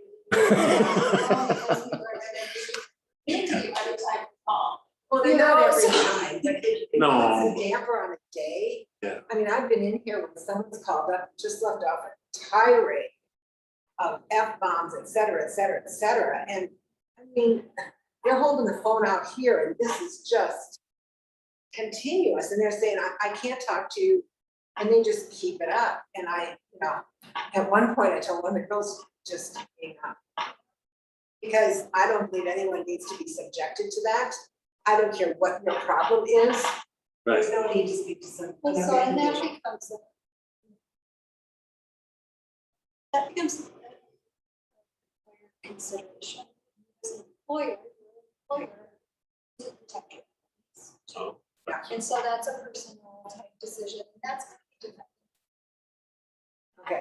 I just would create a type of policy or practice that excludes people from being able to get this. That they did that. That would be just the. Yeah. But I just don't For think you people, as a group, it could be personal decision making. That's the burden that is in cabinet, is whether you have to. Based on policy or whether. Okay. Reasonable, based on personnel policies, other types of policies. Discussions. I'm sorry. sometimes I think it's the times we live in that people hide behind email and social media and feel like they can say anything Oh, they it's want awesome. to anybody for any reason, and Awesome. it transfers into the home. You know what prevents? a good ass beat. I'll line a few of them up for you. How's that? I mean, I'm getting it.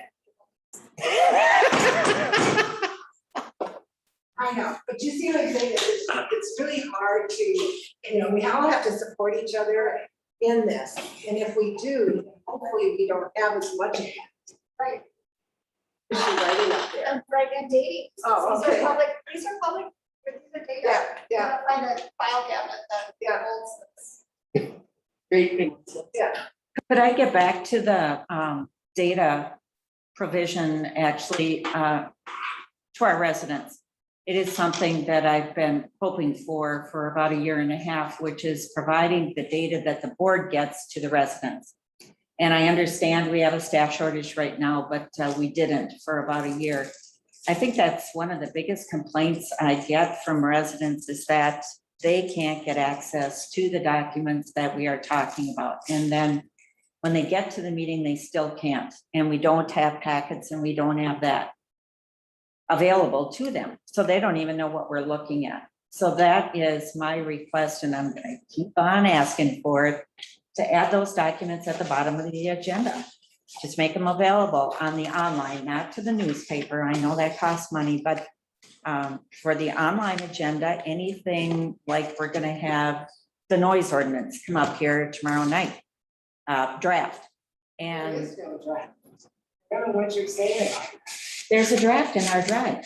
That's not what they're supposed to be doing, but the board, they're not supposed to be. There is a draft in the plan commission drive. They're fine, because that's not what the directors do. Well, But I think Darla's question goes beyond that. Yeah. right. But one thing, I think, and to be honest, I haven't looked at this in Wisconsin, so in Minnesota, are they? You might sort of make the. Packets available, yeah. I don't think that that's specifically for Wisconsin. So it doesn't seem like. It's hard for a lot of districts, for sure. We have to, outside of whether it's required or not.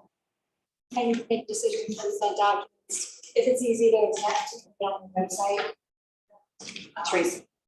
Then that would make people feel. I know what that is, I'm telling you what our motion is. That's what you're listening to. So anyway, it's some, I think it's not a bad suggestion, and then certainly, if it's required, you should do it, but you check that. But you just need to be careful that you have somebody reviewing the documents. Sometimes there's things in the packet that you see as part of the duties as a person, Personnel, and it's not public. Exactly. Right, and so then you just. I don't know what that is. Explain. Right. And it's, so that would be the thing that you'd have to redact for the stuff, Right. but there's not usually a ton of public No, stuff. I know personnel is, Personnel is gonna be yeah, your that big one, is especially absolute. right now, but, I think, there's some It's other, gonna take a while before we get there. Unfortunately, we don't have staff right now to do this. Just getting the drive voted is a lot. I'm trying to vote the drive as we're going to the month. But it's a lot just getting ready for the board. I realize what the board is asking for, and I don't disagree with that one bit. But we only have so many hours in the day, so. So I would some people just check, definitely I would don't just have check any- with Chris, you talk to him about that, No, whether, no, whether it's required, or not. It's not required in the state. That's what that was my understanding, and if it's not required, then let's get staff. To be honest. To your point, that helps people with. Yeah, so we- Yeah. Yeah. Exactly. Everyone will be able to have the ability to, yeah. Yeah, the other, is there something else about that, that's. Oh. No, it, under the opening one.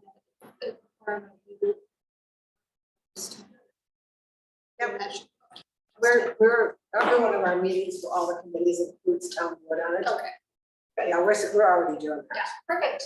That gets confusing sometimes. Yeah, we've been doing it for quite a few years. I Yeah, don't know perfect, before I got here perfect. this last time, so yeah, it's going on. Anything else from anybody? You did this quick. Talk fast. Where do we go from here? Tell me that. Well, I think you as a board should, make a decision on a discussion about somehow. But based on what you heard tonight, what those discussions would be, and then you're directly about, that, if it was a, decide that's something that's going to be beneficial for you. And then just take away those, like,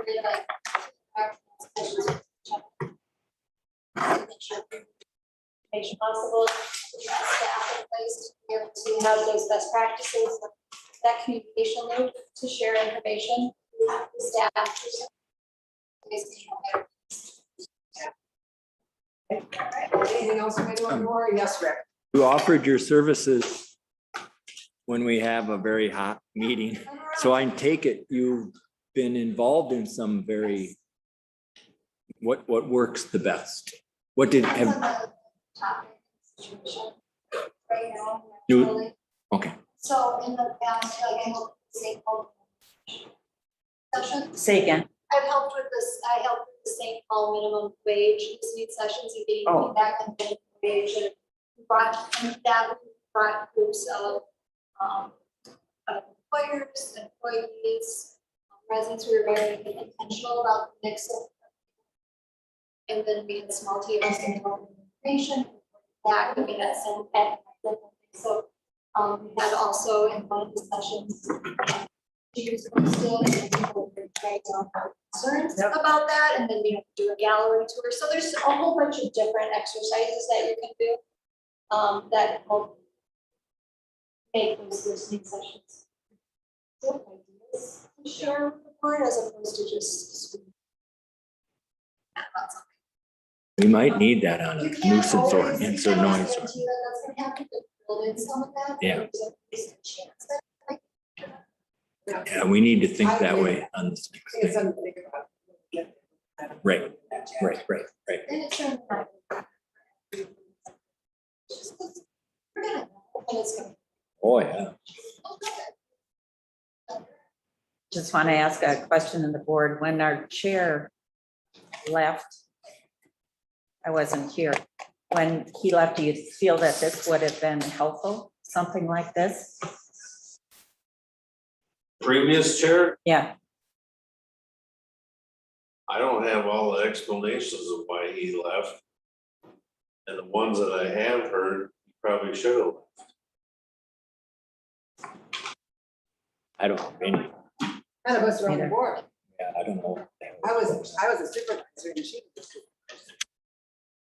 And I don't- Now, I have zero clarity on it. You know what, the Google, if you go in your Google emails, you should be able to put in that October date, October 2018, the day of the board, whatever the date of the board meeting was, and look for his resignation that was sent to the board, and it was a couple, 2-3 lines sentence, and that's all there was.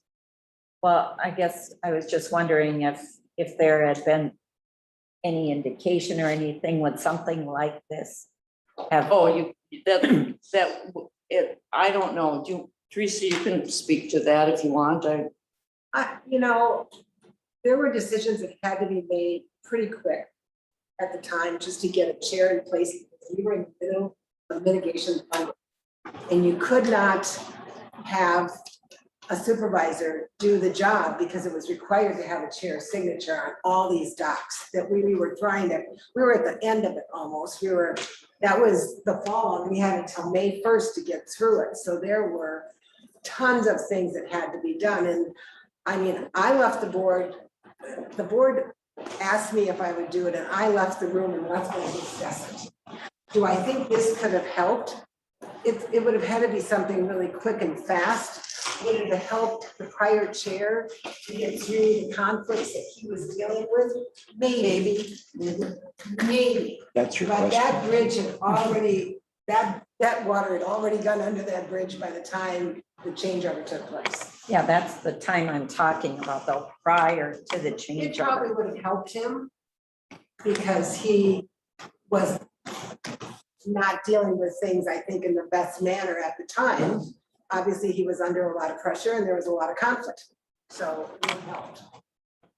So we needed our attorney, Catherine, to come in and say, there's problems. We need to, Yeah. like Chris did. Like Chris did, done. That was good.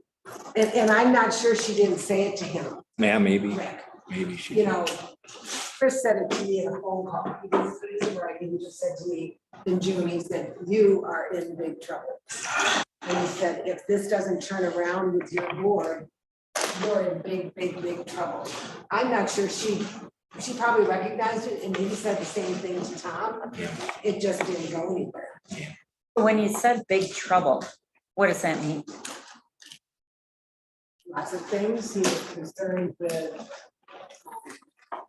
what was happening at board level and the disconnect and the, I don't want to say misunderstanding, but just how divisive it was. I don't know that that's what I was looking for. I guess I'm looking for a definition of big trouble. Well, I think we had lack of, I still say we have lack of policy right now that we all understand. And when I say point of information, I want to be able to say, our policy says, and Teresa just said, you can talk if you go up to that podium. You didn't do that there, sir. So as soon as you do that, you can go up there and dress like a clown if you want and say everything you want. Put your name and address. Yeah, put your name and address. Get your clown address. And I think Chris's concern was what happened at that June meeting. Where Right. people were being shouted off the podium where there's all this clapping going on and all this hoo-hoo, ha-ha going on. It was like, there. There was He no knew I was respect. he knew I was trying to maintain control, but he didn't, he perceived that I was doing it kind of on my own. And I think he was concerned that this board has to come together. I'll carry as that one. out for you. Has to come together as one, and I think I think this helped me tonight to see that and to hear from others that they recognize that was a difficult, that was very difficult. I mean, I was just like, what in the heck gonna happen? Well, I've sat through some pretty testy county board meetings, and I don't know, I just think that we're not alone. I mean, I just can't see like Rand Paul sitting down with Nancy Pelosi to work things out. So I know I mean, at the county level, it's pretty heated. It gets real heated. I have a few observations. Yes, Sure. Go ahead, caller. Yeah, I'm ready. Caller one, you're up. I think that the concerns with local government are that you don't want, if you're Nancy Pelosi and you're involved, that's politics. And yes, there's many of us who at that level it shouldn't happen, but there's probably a whole lot more who are very party centric. And but that's a different system for decision making. Caucuses, all of that. The local government system is set up to individual voters on a decision-making board to oversee operations. And so to me, as an observer, that feels different. And that I think the concern with things like you had is that it's going to disrupt the ability to get this done. And you guys have to function as a corporation to run your city. And if you can't make decisions at this meeting, they're not going to be made because of the I can't. And so I think that that's probably, and I'm not speaking, I haven't talked about it, but I know that from my perspective, I work with groups, that's a concern. You're also a group employer and you lost, and the fact is that you've lost people. And I think that as an employer, there's something that's impacting why people left. You know, the environment is probably something you might have heard about. Guessing again from your employees, and that's as an employer, you should be thinking about those situations too, because like you have a lot of duties. You're overseeing public works, you're overseeing utilities, you're overseeing employees. So those are two things, you know, the operations of your city, being in a decision-making environment where you can get decisions made. And to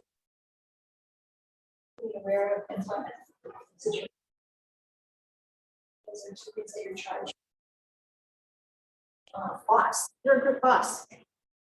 So what has the employee turnover been, say in the last 3 years? So Horrible. our last year and then the year We had before, Nicole for 8 years. Well, we have, Oh, we had 2 clerks and several deputies. And just then let's be careful of personal space. I'm sorry, Yeah. we've had a long-term clerk, I say long-term, it's to me longer than 5 years. And we've had a variety of deputies, which does come and go. And it's important to be able to do business with you guys. And I think it comes down to that respect thing. I think respect and understanding has a lot to do with it. People want to feel respected and understood. I was at the bridge opening for the trail 2 weeks ago now, and I talked to Amy Kopichar. And she had mentioned something in her speech that I thought was really telling. She said, almost 9 years ago now, she was one of the movers and shakers that pushed through the approval of that bridge that got signed by Obama at the time. She is a Democrat, as you all know. She worked with Republicans and got all 100 senators to sign off on that bill. And in addition, the Republican governor from Wisconsin and the Democratic governor from Minnesota also worked together to get that bridge done. That is a fact. And she said to the crowd then, she said that would never, ever happen today with the politics as it is. And I thought this is a sad commentary on our whole environment, no. that we can't find a way to work together. And she did talk about that. And I don't care whether you like her politics or not. That's not why I'm saying this. What I'm saying is 8, 9 years ago, she was one of those that worked hard with everyone. Across party lines. To get that done, and so did both of these governors. And we lost that, we just so lost it, and I don't want that permeating down into our town government. And that's not right, I just don't want it to happen. thank you, Pam. All right, thank you. So I'll make you laugh before you go home, Just a so second, I need to have a motion to adjourn. I make a motion to adjourn. Second. Okay, thank you, go ahead. So this is twice I've seen this book.